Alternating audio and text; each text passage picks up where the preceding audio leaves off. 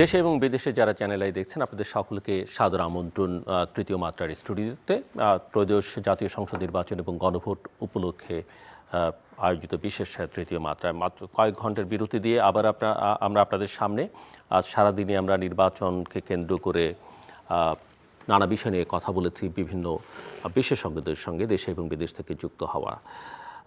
এই মুহূর্তে কথা বলবার জন্য আমার সঙ্গে স্টুডিওতে রয়েছেন আমার বায়ে বসা আছেন বাংলাদেশ জাতীয়তাবাদী দল বিএনপি চেয়ারম্যানের উপদেষ্টা আতাউর রহমান ঢালি, আমার ডানে রয়েছেন সেন্টার ফর গভর্নেন্স স্টাডিজ সিজিএসের নির্বাহী পরিচালক এবং ইস্ট ওয়েস্ট ইউনিভার্সিটির অর্থনীতির শিক্ষক পারভেজ করিম আব্বাসী। স্বাগত আপনাদের দুজনকে তৃতীয় মাত্রায়। দর্শক, ইতিমধ্যেই আপনারা গণমাধ্যম সূত্রে নির্বাচনের যে ফলাফল দেখছেন বিভিন্ন আঞ্চলিক নির্বাচন কমিশন অফিস এবং গণমাধ্যম সূত্রে, যদিও টেলিভিশনের পর্দায় ফলাফলটা এক এক রকম, কিন্তু এটা মোটামুটিভাবে বোঝা যাচ্ছে যে এই নির্বাচনে বাংলাদেশ জাতীয়তাবাদী দল বিএনপি এবং তার মিত্রদের ল্যান্ডস্লাইড ভিক্টরি বা ভূমিধস বিজয় যেটাকে বলে সেটা হতে যাচ্ছে। অবশ্য আনুষ্ঠানিক ফলাফল এখনও সেই অর্থে খুব বেশি আসনের ঘোষিত হয়নি, কাজেই এই বিষয় নিয়ে চূড়ান্ত কোনো কথা বলা এখনই সমীচীন হবে না। তবে ইতিমধ্যেই আমরা জামায়াত ইসলামীর আনুষ্ঠানিক প্রতিক্রিয়া দেখেছি। জামায়াতের আমির সংবাদ সম্মেলনে রাত 11টায় বলেছেন যে তারা পরিস্থিতি পর্যবেক্ষণ করছেন এবং এখনই চূড়ান্ত কোনো মতামত দিতে চান না। কিছু অবজারভেশন তাদের আছে এবং সেই অবজারভেশনের মধ্যে হচ্ছে যে কখনো কখনো ফলাফলের ঘোষণার গতিটা স্লোত হয়ে আসছে, কখনো কখনো ওয়েবসাইটে কোনো ফলাফল দিয়ে আবার সেটাকে সরিয়ে ফেলা হয়েছে, এরকম নানা কিছু। তবে সবচেয়ে ইতিবাচক কথা তিনি যেটা বলেছেন সেটা হচ্ছে যে তারা কল্যাণমুখী ধারা রাজনীতি করতে চান, অপ্রয়োজনীয় কোনো পরিস্থিতি তারা তৈরি করতে চান না এবং দীর্ঘমেয়াদী পরিকল্পনা নিয়ে তারা সামনে এগোতে চান। ফলাফল যেটা স্বাভাবিক সেটা তারা মেনে নেবেন এবং দেশের জন্য ক্ষতিকর এমন কোনো কাজ তারা করবেন না। ধরেই নেওয়া যায় যে ফলাফলটাকে তারা মেনে নিচ্ছেন এবং এই ফলাফলকে কেন্দ্র করে কোনো রকমের পরিস্থিতি তারা তৈরি করবেন না। সব মিলিয়ে এই পরিস্থিতি নিয়ে আলোচনার জন্য আমি জানি না আনুষ্ঠানিকভাবে আপনাদেরকে অভিনন্দন জানানোর সময় হয়েছে কি না। চ্যানেল আইয়ের পর্দায় যেহেতু চ্যানেল আইতে আমরা তৃতীয় মাত্রায় করছি, এখন পর্যন্ত যে ফলাফল দেখা যাচ্ছে তাতে 137টি বিএনপি এবং তার মিত্ররা, 49টি জামায়াত ইসলামী এবং তার মিত্ররা এবং 5টি স্বতন্ত্র এবং অন্যান্য। ট্রেন্ড যা তাতে বোঝা যায় যে 2/3 আসন হয়তো বিএনপি শেষ পর্যন্ত পেতেও পারে। তো আপনি আপনার প্রতিক্রিয়া কি? এবং যেটা অনেকেই মনে করেন যে জামায়াত ইসলামীর আসলে যে ফলাফল আমরা দেখছি অনেক জায়গায় তারা খুবই নেক টু নেক ফাইট করছে এবং একটা বড় উত্থান তাদের ঘটেছে। ধন্যবাদ আপনাকে, ধন্যবাদ আমার সহ আলোচক ডক্টর পারভেজ। এই নির্বাচনটা বাংলাদেশের জনগণের কাছে অত্যন্ত একটা গুরুত্বপূর্ণ নির্বাচন। নির্বাচন সবসময় গুরুত্বপূর্ণ, কিন্তু এই নির্বাচনে বিশেষ করে 5ই আগস্টের গণঅভ্যুত্থানের পরে বাংলাদেশে যেইভাবে মৌলবাদী রাজনীতির উত্থান ঘটে এবং তারা যেভাবে বিভিন্নভাবে বক্তব্য রাখছিল এবং তারা যেভাবে অট্টহাসিতে ফেটে পড়ছিল, এতে কিন্তু যারা গণতান্ত্রিককামী জনগণ মানুষ কিন্তু আতঙ্কিত হয়। সেই আতঙ্কের বিরুদ্ধেই মানুষের আজকের কিন্তু প্রতিবাদ।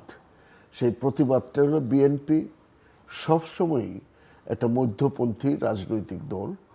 বিএনপি যেমন একটা আলট্রা লেফট, সেই রাজনীতিকেও বিএনপি প্রত্যাখ্যান করে এবং আলট্রা রাইট যে জঙ্গিবাদের যে রাজনীতি সেটাকেও বিএনপি সবসময় প্রত্যাখ্যান করে এসছে বলেই মানুষের প্রত্যাশার জায়গাটাও কিন্তু এই জায়গায়।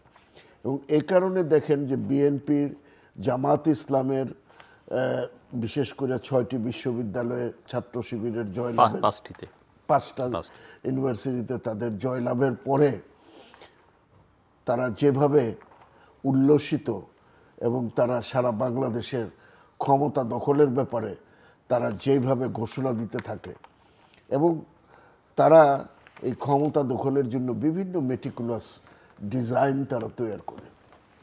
এবং আপনি দেখছেন একটা জিনিস, গত 7 দিন জনগণের যে স্বতঃস্ফূর্ততাটা দেখেন, জনগণ স্বতঃস্ফূর্তভাবে জামাত ওখানে টাকা দিচ্ছে, জামাতের মহিলা ভোটাররা কিভাবে মহিলা ভোটারদেরকে মানে প্রতারিত করছে, এগুলো কিন্তু বিএনপি করে নাই।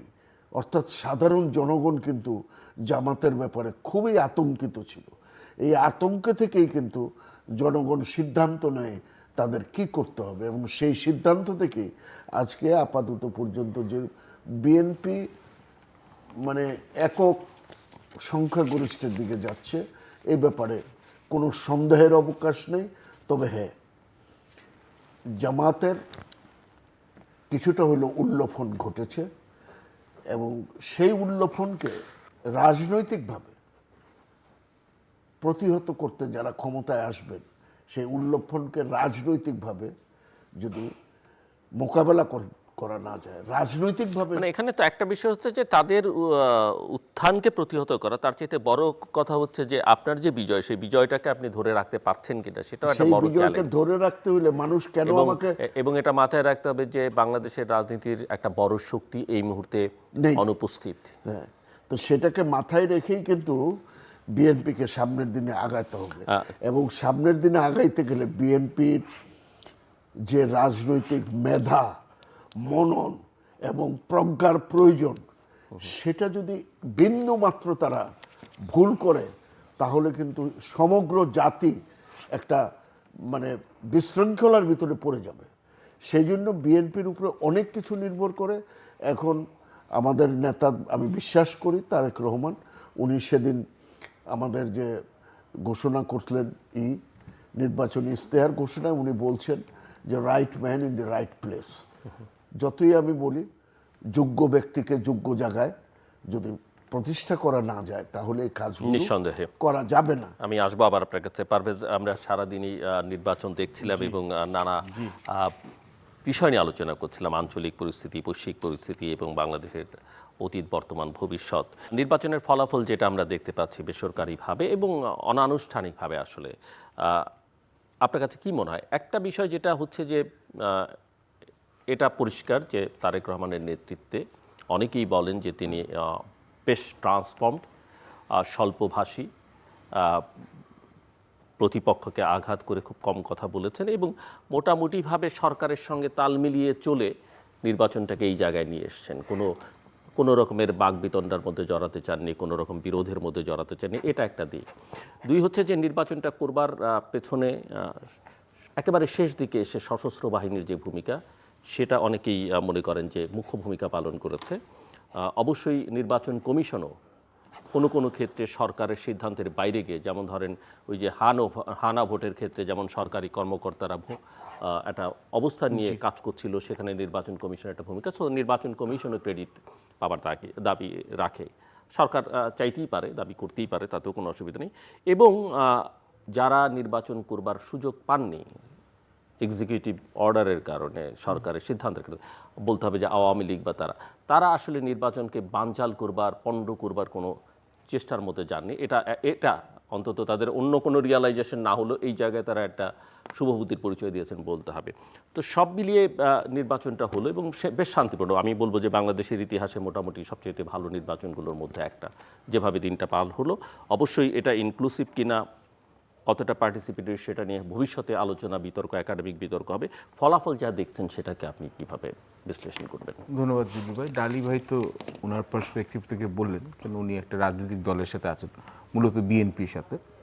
তো আমি যদি এখানে অবজেক্টিভভাবে বলার চেষ্টা করি অ্যাজ অ্যান একাডেমিক বা অ্যাজ অ্যান অ্যানালিস্ট, আমি বলবো যে এখনও কংগ্রেচুলেশনস বলার সময় আসে নাই। আমরা একটা আন্দাজ করতে পারছি, অফিশিয়ালি সেটাই না, কারণ আমরা যেমন ধরেন নির্বাচন কমিশনের ফলাফল, আনুষ্ঠানিক ফলাফল এখন পর্যন্ত যা, তাতে মাত্র 8টি আসনে বিএনপি এবং মিত্ররা, জামায়াত একটিতে, মানে 9টি আসনের ফলাফল 299টির মধ্যে এখন পর্যন্ত আনুষ্ঠানিক ফলাফল। জি, তো মেজর যদি কোনো বড় আপসেট না হয়, আর যদি আল্লাহ চাইলে ইনশাল্লাহ আজকের ভোরের মধ্যে বা আজকে সকালের মধ্যে যদি আমাদের পুরো চিত্রটা পরিষ্কার হয়, তাহলে যেভাবে আপনারা বলছেন দুজনে এবং বাকি যেখানে টেলিভিশন দেখা যাচ্ছে, একটা ক্লিয়ার ট্রেন্ড হচ্ছে যে বিএনপি 2/3 মতো আসন পাওয়ার একটা সম্ভাবনা আরও উজ্জ্বল হচ্ছে উত্তরোত্তর। আচ্ছা, এটা হচ্ছে প্রথম জিনিস, এটা হচ্ছে অবভিয়াস, স্টেটিং দ্য অবভিয়াস। এখন কয়েকটি ট্রেন্ড আমি বলে দেবো এখানে, তারপর আমরা এটার পরে আবার আলাপ করব।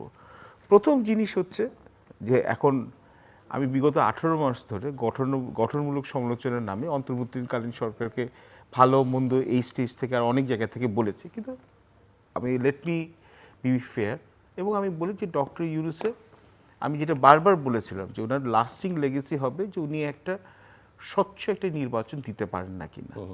তো আপাত দৃষ্টিতে যত দূর আমরা এখানে দেখেছি, আলামত যেটা দেখেছি, মোটামুটি কিন্তু আমি বলবো যে অ্যাটলিস্ট শেষ ভালো যার সব ভালো তার, ওই দিকে একটা যাওয়ার একটা ইঙ্গিত পাওয়া যাচ্ছে আপাতত। পিসফুল Peaceful টা এখানে হ্যাঁ, এটা হচ্ছে একটি, আমরা আশা করছি সেটা হবে। আশা করছি আমরা এখন পজিটিভ জিনিসটাকে যাই, তারপর তো অনেক কিছুই আছে চিন্তা করার। দুই, ঢালি ভাইয়ের সাথে আমি এখানে পুরোপুরি একমত, এটা হচ্ছে বিএনপির থার্ড রিভাইভাল। কেন, এক হচ্ছে প্রেসিডেন্ট জিয়াউর রহমানের হাত ধরে, আরেকটা হচ্ছে বেগম খালেদা জিয়ার হাত ধরে, এবং হচ্ছে থার্ড হচ্ছে যে বিএনপিকে হচ্ছে জনাব তারেক রহমান হচ্ছে উনার আদলে বিএনপিকে সাজিয়ে উনি নিয়ে আসছেন, এবং বিএনপি এখন ফার্মলি হচ্ছে সেন্টার অ্যাট দ্য সেন্টার, একদম মধ্যপন্থী দল হিসাবে পুরোপুরিভাবে আবির্ভাব করেছে। এটার ব্যাপারে কোনো সন্দেহ নাই। বিএনপি যে একটা মুক্তিযোদ্ধার দল, বিএনপি যে এখানে হচ্ছে একটা সহনশীল একটা ইনক্লুসিভ একটা রাজনৈতিক একটা কালচারে বিশ্বাস করে, বা বিএনপি যে জনাব তারেক রহমানের যে ডিপ্লোম্যাটিক যে আটারেন্সেস বা হচ্ছে যে মার্জিত আচরণ করার যেখানে পাবলিক স্পেসে, এটার জন্য আমি বলবো অনেক ভোটারকে কিন্তু উনি হচ্ছে যারা বিএনপির ব্যাপারে দোদুল্যমান ছিল তাদেরকে আকর্ষণ করার, এটা আমার মনে হচ্ছে যদি বিএনপি যদি সফলভাবে জিতে তাহলে অনেক অংশে কিন্তু ক্রেডিটটা কিন্তু দিতে হবে তারেক রহমান, অবশ্যই একজনের উপর না, কিন্তু ওনার নেতৃত্বে বিএনপি এখানে আমি বলবো যে এখানে মানে নেতা কর্মীও পুনর্জীবিত হয়েছে। তিন, জামাতের কিন্তু যেটা আমরা ইংরেজিতে বলে কামিং অফ এজ, বলেন না বাচ্চারা হচ্ছে যখন ছোট থেকে যখন হচ্ছে তরুণ হয়ে যায় বা 18 পার হয়ে যায়, জামাত কিন্তু এখন আপনি যাই বলেন নাই বলেন, এটা কিন্তু আপনার অনেকের কাছে শুনতে ভালো লাগবে না, কিন্তু জামাতে ইসলামী কিন্তু এখন সেন্টার রাইট পলিটিক্যাল ইসলাম প্র্যাকটিস করা একটি অ্যাকসেপ্টেবল পলিটিক্যাল পার্টি হিসাবে মেইন স্টেজে চলে আসলো। সেটা কি আওয়ামী লীগের অনুপস্থিতির কারণে? এটার সাথে আমি বলবো যে তৃতীয় যে পয়েন্টটা আছে, আওয়ামী লীগের হচ্ছে লং শ্যাডো, আওয়ামী লীগের অ্যাবসেন্সটাও both positive and negative play করেছে। একটা অবশ্যই হচ্ছে যে একটা ভ্যাকিউম হয়েছে, যেটা জামাত ইসলামী সুচারুভাবে এখানে এটা সদ্ব্যবহার করেছে, এবং যে আমাদের তো এখন ইলেকশনের রেজাল্টে যখন আওয়ামী লীগের অনুপস্থিতির সুবিধাটা বেশি কে পেল, বিএনপি না জামাত? আমার মনে উভয় দলই পেয়েছে।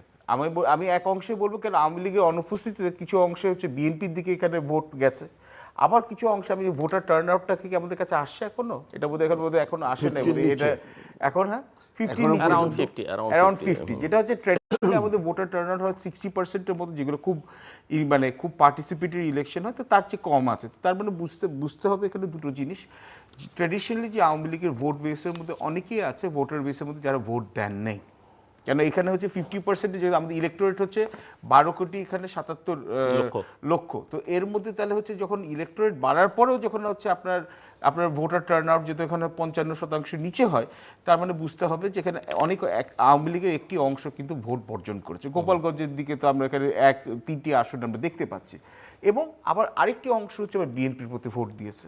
কিন্তু আবার একটি জিনিস হচ্ছে জেন জি ভোটারদের মধ্যে, তরুণ ভোটারদের মধ্যে জামাত কতটুকু ওদেরকে তাদের কাছে নিয়ে আসতে পেরেছে, যাতে নতুন যে স্টেট ক্রাফটের ব্যাপারে বা নতুন এখানে পলিসি বলে, যেখানে হচ্ছে গুড গভর্নেন্স বলেন বা হচ্ছে লো করাপশন বলেন বা নন ডাইনেস্টিক পলিটিক্স বলেন কি না, ওটা কিন্তু হচ্ছে যে আরেকটা বিষয় মনে হয় যে এনসিপি জামাত জোটবদ্ধ হওয়ার কারণে দুটো পক্ষই কিন্তু অনেক বেনিফিট পেয়েছে। আমার মনে হয় যে এনসিপির বেনিফিট বেশি হয়েছে জামাতে ইসলামীর চেয়ে। কেন আমি মনে করবো যে জামাত যেটা হচ্ছে যে জুলাই অভ্যুত্থানের যে লিগ্যাসি, এটা অনেকটা কিছু অংশে হয়তো নিয়ে গেছিল, কিন্তু জামাত কিন্তু অলরেডি তরুণদের মধ্যে কিন্তু একটা এনরোড করে ফেলেছিল, আমার এটা আর্গুমেন্ট হতে পারে, আই মাইট বি রং, যে আপনি যদি 5টি পাবলিক ইউনিভার্সিটি যেখানে নির্বাচন দেখেন, তরুণদের কিন্তু অনেক অংশে কিন্তু টেনে নিতে পেরেছে, কিন্তু আবার এখানে ওদের 2-3টি কিন্তু কোনো জিনিসই শেষ হয় না। এবং আরেকটা জিনিস যেটা আমি এখানে না বললেই নয়, আপনারা যেটা বললেন যে আমাদের সেনাবাহিনী এবং বিশেষত এখানে সেনাবাহিনীর প্রধান যে উনি এখানে সেনাপ্রধান যে এখানে বিগত 18 মাস ধরে অনেক সময় উনি কিন্তু অনেক সমালোচনার শিকার হয়েছেন, এবং খুব আনফেয়ারলি আমি বলবো, কিন্তু উনি কিন্তু নির্বাচনটা যাতে সুষ্ঠুভাবে হয়, ক্ষমতা যাতে হচ্ছে একটা নির্বাচিত সরকারের কাছে ট্রান্সফার হয়, এটার জন্য কিন্তু হি হ্যাজ বিন ভোকাল। এবং আমি সবসময় বলি, বাংলাদেশের যে প্রাতিষ্ঠানিক গণতন্ত্রের ঘাটতি, যেটাকে বলি ইনস্টিটিউশনাল ডেমোক্রেসি ডেফিসিট, এটার জন্য রেমিডি করার জন্য কিন্তু আমাদের আর্ম ফোর্সেস কিন্তু একটা অনন্য নজির কিন্তু স্থাপন করলো। এবং ইলেকশন কমিশনও আমি বলবো বিলেটেডলি কেম ইনটু জোন। তো দিস আর দ্য পজিটিভস। এবং আরেকটি জিনিস না বললেই নয়, যে জামাতে আমিরের যে, দেখুন they are also planning for the long game. আমি কিন্তু বলবো যে জামাতের জন্য এটা যেটা এখন যে গেমটা হলো, এটা বোনাস। কেন ওরা কিন্তু প্ল্যান করছে যে পরের নির্বাচন 2031-এর জন্য, এবং এর জন্য কিন্তু যদি এখন যে আপনি কনস্ট্রাকটিভ যে ওরা অপোজিশনের রোলটা প্লে করবে, এটাও কিন্তু যদি এখানে আপনার ইনকামবেন্ট যারা ভিক্টরস, মানে যারা এখন মানে আমরা প্রত্যাশা করছি যে জিততে পারে এখন ট্রেন্ড দেখে বিএনপির জন্য, সেটাও কিন্তু চিন্তার খোরাক হয়ে দাঁড়াচ্ছে যে কেন এখন জামাত কীরকম অপোজিশন হবে পার্লামেন্টে, বা কীরকম হচ্ছে যে পার্লামেন্টারি কমিটিতে ওভারসাইট হিসেবে কাজ করবে জুলাই আগস্ট চার্টারে এখানে ধরুন। এবং আমরা তো গণভোটে দেখতে পাচ্ছি যে গণভোটের যদিও গণভোট নিয়ে ফলাফলে অত আশা হচ্ছে না, বাট প্রায় 70% 77% যাচ্ছে সামনে। কিন্তু এখানে হচ্ছে বিএনপির জন্য এখানে হচ্ছে কিছু কিছু এখানে জিনিসের জন্য জামাত কিন্তু ফিউচার চ্যালেঞ্জের হিসাবে কিন্তু। এবং আমার মনে হয় এই প্রসঙ্গটা নিয়ে আমরা পরে আলোচনা করি যে বিএনপির জন্য একটা বড় চ্যালেঞ্জ হয়ে দাঁড়াবে যে জুলাই চার্টারের আসলে কিভাবে তারা ইমপ্লিমেন্ট করবে, এবং কিছু বাধ্যবাধকতা আছে, এবং এখানে এনসিপির বেশ কয়েকজন গেছে যারা অত্যন্ত ভোকাল। সেই প্রসঙ্গে আমি আসছি। বিষয় ঢালি, যেটা লক্ষণীয় সেটা হচ্ছে যে জামাত এবং বিএনপির বাইরে অন্যরা কিন্তু খুব একটা সুবিধা করতে পারেননি। মানে একেবারেই মানুষ ভোট দিয়েছে মার্কা দেখে বা দল দেখে, জোট দেখে। এটাকে আপনি কিভাবে দেখেন? আরেকটা বড় বিষয় যেটা, যে ইসলামিক দল বাংলাদেশে অনেকগুলো আছে, তারা একসময় জামাতের নেতৃত্বে ঐক্যবদ্ধ হয়েছিল, তারপর সেখান থেকে সরে গেছে। এমনকি আমরা যদি ইসলামী আন্দোলনের কথা বলি, যারা সবসময় 300 আসনে প্রার্থী দেবার সক্ষমতা রাখে, অনেক বড় দলেরও অনেক সময় থাকে না, ক্যান্ডিডেট খুঁজে পায় না, কিন্তু তারা দিতে পারে।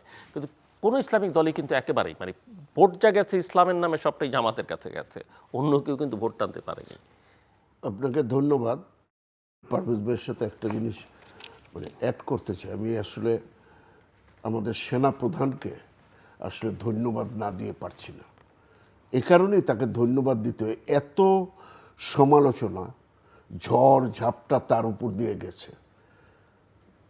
বিরোধী দল, সরকারি দল, সবার পক্ষ থেকেই কিন্তু, এবং সরকারের সঙ্গে তার সম্পর্কটা খুব ভালো ছিল, সেটাই বললাম, তাকে একেবারেই সবসময় একটা হিট মুখে দুপক্ষ যাই বলুন না কেন, এই বাস্তবতা উঠেছে। হিটটা নিয়ে তার যে গণতন্ত্রকে অগ্রযাত্রার জন্য তার যে দৃঢ় মনোভাব, এর কারণে শুধু নির্বাচনটা, এই জন্য তাকে ধন্যবাদ না দিয়ে আপনি এই নির্বাচনকে কোনো আলোচনাই করা যায় না।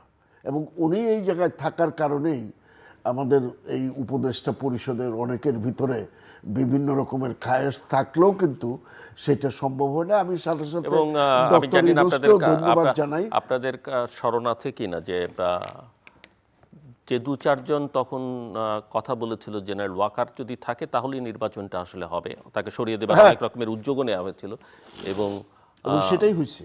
আমি সহ আরো কয়েকজন এটা নিয়ে অনেক এই জন্য যে আমাদের দেশে সময়ে সময়ে সেনাবাহিনী যে ঐতিহাসিক গণতন্ত্র 90 সালে জেনারেল নুরুদ্দিনের ভূমিকা রাখছে, উই শুড স্যালিউট দেম।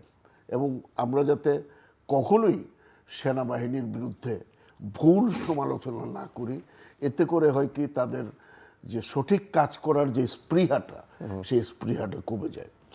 তো আপনি যে কথাটা বলছিলেন যে একটা অংশ নির্বাচনে নীরব ছিল,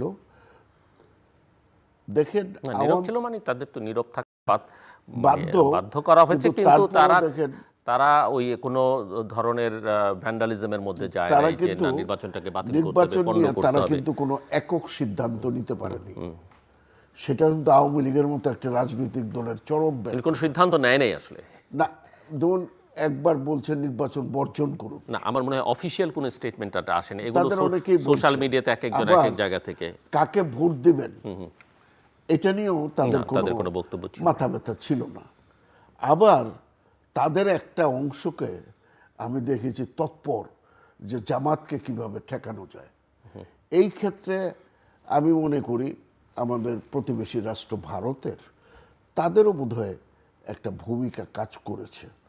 না, ভারত আমার মনে হয় যে এই নির্বাচনের ব্যাপারে অত্যন্ত না, পজিটিভ ভূমিকা পালন নির্বাচনের করেছে। ব্যাপারে শুধু মানে পজিটিভ নির্বাচনটা হয়ে যাক এবং এবং নির্বাচনে জামাত যাতে না আসে সেই ব্যাপারেও তাদের মানে আমার মনে হয় যে এই যে জয়শঙ্করের এখানে আগমন এবং বেগম জিয়ার পরবর্তীতে তাদের যে ভূমিকা এইটাও কিন্তু আমাদের দেশের গণতন্ত্রের মানে বিকাশের ক্ষেত্রে আমি মনে করব এটাও একটা তাদের পজিটিভ দিক এবং এটা আগামী গভর্নমেন্ট এগুলো কিভাবে হ্যান্ডেল করবে ইট ডিপেন্ডস অন তো দ্যাট। আপনি আপনি মানে থ্যাঙ্কস দেবার ক্ষেত্রে তালিকায় আরেকটা নাম যুক্ত করলেন, যাদেরকে নির্বাচনটা হওয়ার জন্য ধন্যবাদ। আমি আই উড সে আমি যে ভারতের সবকিছু সমর্থন কারণ ভারতের বিরুদ্ধে কিন্তু একটা ইয়ে ছিল যে ভারত এই নির্বাচনকে পণ্ড করে দিতে চায়। ভারতের বিরুদ্ধে আমাদের অনেক রকমের অভিযোগ আছে থাকার সঙ্গে, কিন্তু সরকারের দিক থেকে একটা আলোচনা ছিল যে ভারত প্রতিবেশীরা এই নির্বাচনকে পণ্ড করতে কিন্তু চায়। আমি মনে করি তারা এই ক্ষেত্রে অত্যন্ত বুদ্ধিমত্তার সাথে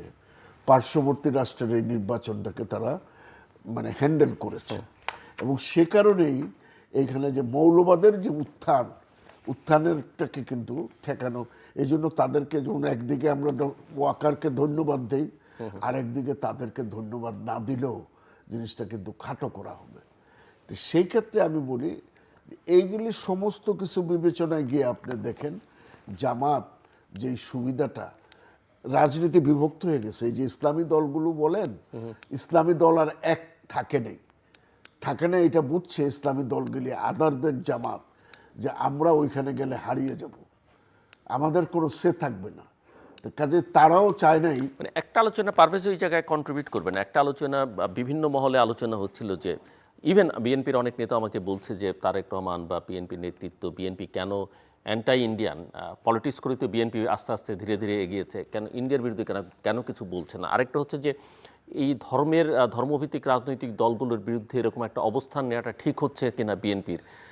কিন্তু আমার কাছে মনে হয় যে আপনারা মনে করেন কিনা যে তারেক রহমান অত্যন্ত রাইট ডিসিশন নিয়েছে এবং খুবই প্র্যাগম্যাটিক এই সমালোচনা। কারেক্ট টাইমে এই সময়ে বিএনপি যদি এই ব্যাপারে কোনো ধরনের মানে মানে ইয়েতে থাকতো তাহলে এই ভোটের কিন্তু এই খেলাটা হতো না। বিএনপিকে শত্রু মিত্র রাজনীতির মূল কথা কি?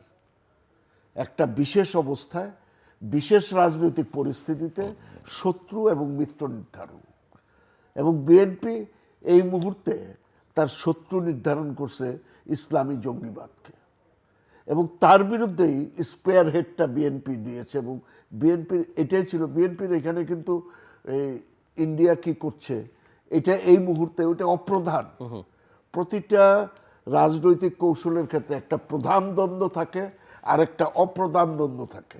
সেই প্রধান দ্বন্দ্ব হচ্ছে এখন জঙ্গিবাদ এর বিরুদ্ধে এখানে মধ্যপন্থার রাজনীতি, এবং তারেক সাহেব কারেক্টলি জনগণের যে মনোভাব সেটা উঠায় ধরছেন। আর ভারতের বিরুদ্ধে আমাদের অনেক প্রশ্ন আছে, এগুলো পরবর্তীতে আসলে আলোচনা হবে। এইটা এখন এই মুহূর্তে প্রাইম কোনো আলোচনার বিষয় না। পাবেস এটার উপরে যে প্রসঙ্গটা আমরা আলোচনা করছিলাম এবং এই প্রসঙ্গের সঙ্গে ওই যে উনি যেটা বলছেন যে জঙ্গিবাদ, উগ্রবাদ এগুলোকে ঠেকিয়ে দেওয়া গেছে এবং ভারতের প্রসঙ্গটা এসছে, একই সঙ্গে আঞ্চলিক অন্যান্য শক্তিগুলোর ভূমিকাও আমরা আজকে দিনেই আমি আসিফ আমরা আলোচনা করছিলাম অনুষ্ঠানের মধ্যে। এবং আমরা জানি যে বেশ কিছু শক্তি এখানে খুবই সক্রিয় দেশটাকে আনস্টেবল করার জন্য, এবং আমাদের মেজর ডেভেলপমেন্ট পার্টনারদেরও এক ধরনের আকাঙ্ক্ষা ছিল এই নির্বাচনকে কেন্দ্র করে, যেটা নিয়ে অনেকেই ফাইট করতে হয়েছে তাদের সঙ্গে। সব মিলিয়ে আপনি ফাইট করেছেন। আমি তো মানে এখন মানুষ তো বলবে না, কারণ মানুষ এখন ফেসবুকে নানান ধরনের মিষ্টি মিষ্টি কথা বলতে যায়, কিন্তু মিষ্টি বেশি খেলে ডায়াবেটিস হয়ে যায়। তো এখন কথাটা হচ্ছে যে আমি যেটা বলছি, ডায়াবেটিস হলে মিষ্টি খেতে হয় না, মিষ্টি বেশি খেলে ডায়াবেটিস হয় না, টেনশনও হয়ে যায়। কিন্তু এখন কথাটা যেটা আমি বলবো আপনাকে খুব সোজাভাবে বলি, এবং এখানে এই প্রশ্নটা যেহেতু সিকিউরিটি আপনার কাজের একটা বড় জায়গা, এবং এখানে নতুন সরকারের জন্য সেই থ্রেটটাও আসলে চিন্তা করতে হবে এবং সেই অ্যাকর্ডিংলি তাদেরকে আসলে প্ল্যানও করতে হবে। জি, প্রথমত আমি বলবো কি, আজকে আমার মনে হচ্ছে কি, আমার বাবা বলতে কি, নাথিং সাকসিডস লাইক সাকসেস। আল্লাহ ওনাকে জান্নাত বাসী করুক। মানে সফলতার উপরে কোনো এখানে হচ্ছে যে আর কোনো হচ্ছে প্রুফ দরকার হয় না। তো আজকে যেহেতু বিএনপি যেটা আমরা আন্দাজ করছি, এবং আন্দাজ তো না, আমরা ট্রেন্ড দেখতে পাচ্ছি, বিএনপি যেহেতু এখানে সাকসেসফুল হচ্ছে, তা এখন হচ্ছে রাইটফুলি সো, যেহেতু এই বিএনপির এখন হচ্ছে কর্ণধার বা জাহাজের কাপ্তান যাকে বলে জনাব তারেক রহমান, তো প্রেস কিন্তু অনেক অংশে ওনার কাছেই যায়। এবং উনি যেই এই যে একটা রিস্ক করেছিল যে সেন্টার রাইট থেকে হচ্ছে যে ওরা চলে গেছিলেন হচ্ছে যে একদম সেন্টারে, এবং এখানে হচ্ছে যে সেকুলার না হলেও ইনক্লুসিভ পলিটিক্স এবং টলারেন্ট পলিটিক্স, এবং জামাত যে হচ্ছে যে এখন তাদের হচ্ছে মর্টাল এনিমি, এটাকে আইডেন্টিফাই করা বা ওদের জামাতের যে অফার যে ন্যাশনাল ইউনিটি গভর্নমেন্ট এটাকে হচ্ছে ফার্মলি প্রত্যাখ্যান করা, তার মানে হচ্ছে বিএনপি সক্রিয়তাটাকে উনি ধরে রাখা। এবং একটা রাজনৈতিক দল কিভাবে সার্ভাইভ করে যখন সে ইভলভ করে, কেন সার্কামস্টান্সেস চেঞ্জ হয়, পরিস্থিতি যখন আপনার বাস্তব পরিস্থিতি এখানে পরিবর্তন হয়, তখন কিন্তু একটা দলকে ওইভাবে ঢেলে সাজিয়ে রাখতে হয়। এবং এই যে আপনি যেরকম বলছিলেন আমাদের ডেভেলপমেন্ট পার্টনার্সদের সাথে ওনার ব্যাপারে, বিশেষত যে আমাদের ইউরোপিয়ান ইউনিয়নের বেশ কিছু দেশের ব্যাপারে ওনার ব্যাপারে যে এক ধরনের কি, এবং বিএনপির ব্যাপারে এক ধরনের একটা বলো আনফাউন্ডেড হোক বা হচ্ছে উইথ লিমিটেড জাস্টিফিকেশন এক ধরনের একটা নেগেটিভ ইমপ্রেশন ছিল, বা জামাতের প্রতি এক ধরনের আমরা যেটা পারসেপশন ছিল ওয়াশিংটন পোস্টের লিক যে অনুযায়ী যে আমাদের আর্টিকেল উইথ জাজ বাই ইট, যে ওইটাকে কাউন্টার করা অ্যাট টাইমস মনে হচ্ছে ওভারটলি কনসিলিয়েটরি, যে মানে এটা হচ্ছে যে আমাদের ইন্টারিম গভর্নমেন্টের সাথে দরকারের চেয়ে বেশি অনেক কনসেশন দেওয়া। এখন আপনি এখন বলবেন যে এখন তো এখন মানুষ অনেক মিষ্টি মিষ্টি কথা বলবে, কেন হচ্ছে কোনো কিছু এখানে হচ্ছে আমাদের অবস্থা হচ্ছে যে যেই সরকার আসুক গঠনমূলক সমালোচনা করা। তো উনি কিন্তু কিছু কিছু লেসন কিন্তু লার্ন করেছেন। আপনি নিশ্চয়ই, আমি প্রথম আলোর সঙ্গে একটা ইন্টারভিউতে আমি বলেছিলাম যে এই শক্তিগুলো আসলে এরা অনেক বড়, সারা পৃথিবী চালায়, কিন্তু বাংলাদেশের মতো একটা কমপ্লেক্স সোসাইটি বা এখানকার পলিটিক্সের যে কমপ্লেক্সিটি, সেখানকার গ্রাউন্ড রিয়ালিটিটা তারা অনেক সময় বোঝেন না, যে কারণে বিভিন্ন ফোরামে আপনিও কথা বলেছেন, আমিও কথা বলেছি এখানে এবং দেশের বাইরে, যে তাদের সঙ্গে এই জিনিসটাই বোঝানো খুব দুষ্কর ছিল এই সময়, যে গ্রাউন্ড রিয়ালিটি কি, যেটা হয় না, যেটা বিএনপির সাপোর্ট বেসটা আসলে কি আসলে। এবং আমি বলবো যে এখানে আরেকটা জিনিস যেটা আমার না বললেই নয়, এখন তো এখানে জামাতেরও তো এখন সোল সার্চিং হবে, কেন এটা বুদ্ধিভিত্তিক একটা দল কি বটে, তো ওখানে কিন্তু বুদ্ধি চর্চারও একটা এখানে জায়গা আছে। আমি বলবো যে জামাতের এই পাবলিক ইউনিভার্সিটি যে নির্বাচনের পর যে জামাতের এখানে তরুণ যে এখানে কর্মীদের মধ্যে বা এখানে যে আপনি ফেসবুক বা ইউটিউবে এখানে ইনফ্লুয়েন্সারদের মধ্যে যে অ্যাগ্রেসিভ একটা স্টান্স, বা হচ্ছে যে এখানে অপোনেন্টকে এখানে ওই লেবেলিং করা, প্রোফাইলিং করা, এবং আমাদের যে আমাদের পশ্চিমা যেখানে কূটনীতিবিদ বন্ধু ওয়েল মিনিং কিন্তু অফেন হচ্ছে যে ক্লুলেস, যেটাকে বলে যে আপনি ভালো করতে চান কিন্তু আপনি আসলে আপনি বাস্তবতা জানেন না। ওনাদের টনক নড়ল যখন ডেইলি স্টার, প্রথম আলো, ছায়ানট, উদীচি এবং হচ্ছে হিন্দু ভদ্রলোকটাকে লিঞ্চ করে মারা হলো, তখন কিন্তু বলা হয়েছে এটা একটা ফ্র্যাঙ্কেনস্টাইন আনছে। আমি বলছি না জামাত জড়িত, কিন্তু একটা এই যে আপনার যে অসহিষ্ণুতা বা ইনটলারেন্স বাড়লো, বা রিলিজিয়াস সেখানে র্যাডিক্যালাইজেশন হলো, ধর্মীয় উগ্রবাদ হলো, এবং এটাকে যে পুঁজি করে মব জাস্টিসের নামে যখন হচ্ছে সরকার, অন্তর্বর্তীকালীন সরকারের কিছু কিছু উপদেষ্টারা জেনেও না জানার ভান করলেন, বা এটাকে হচ্ছে যে কন্ডোন করলেন, বা এটার যদি কিছু কৈফিয়ত দেওয়া শুরু করলেন, তখন কিন্তু হচ্ছে দ্বিমত হওয়া শুরু করলো। এবং সবচেয়ে বড় আমি বলবো যে অন্তত আপনি মনে করেন যে 30 থেকে 40টি সিট যদি বিএনপি হ্যান্ডসামলি জিতে বা অ্যাজ পার দ্য ট্রেন্ডস, কারণ আমি এখনো বলছি যদি কেন হচ্ছে অফিশিয়াল ইয়ে হয়নি, আমার মনে হয় যে 30টি থেকে 40টি এখানে হচ্ছে সিট আমার প্রতি পুরোপুরি শিফট করেছে হচ্ছে জামাতের আমিরের মহিলাদের ব্যাপারে বারংবার নিয়ে আসাটা। এটা কিন্তু আপনি এটা হচ্ছে জামাত কিন্তু এটা বোনাস দিয়ে এবং সোশ্যাল মিডিয়াতে তাদের যে ক্যাম্পেইনের ধরন, সেটাও মানুষকে অনেক ইরিটেট করেছে, এবং আনঅ্যাপোলজেটিক এটা কিন্তু অনেকবার কিন্তু ওনাদের সুযোগ দেওয়া হলে তাদের হয়তো সিট সংখ্যা আরো কিছু বাড়তে পারত। আমি বলবো যে এই যে একটি জিনিস যে 6,22,00,000 হচ্ছে ইলেকটোরেট হচ্ছে মহিলা, অনেকে এমন না যে হচ্ছে বিএনপিকে পছন্দ করে বা বিএনপিকে সমর্থনও করে, তো অনেকের মধ্যে মোবিলাইজেশন হচ্ছে। আমি অনেকের সাথে কথা বলছি, আমার ঢাকার ভিতরে, ঢাকার বাইরে, আমাদের তো সবারই আত্মীয় স্বজন বাইরে আছে, বা অনেকে ট্রেডিশনালি হচ্ছে যে নিউট্রাল বা আওয়ামী লীগের সাপোর্টার, বা হচ্ছে যে এখানে হচ্ছে মানে অত্যন্ত ধার্মিক, হয়তো বা দুটো দলকে সমর্থন করে না।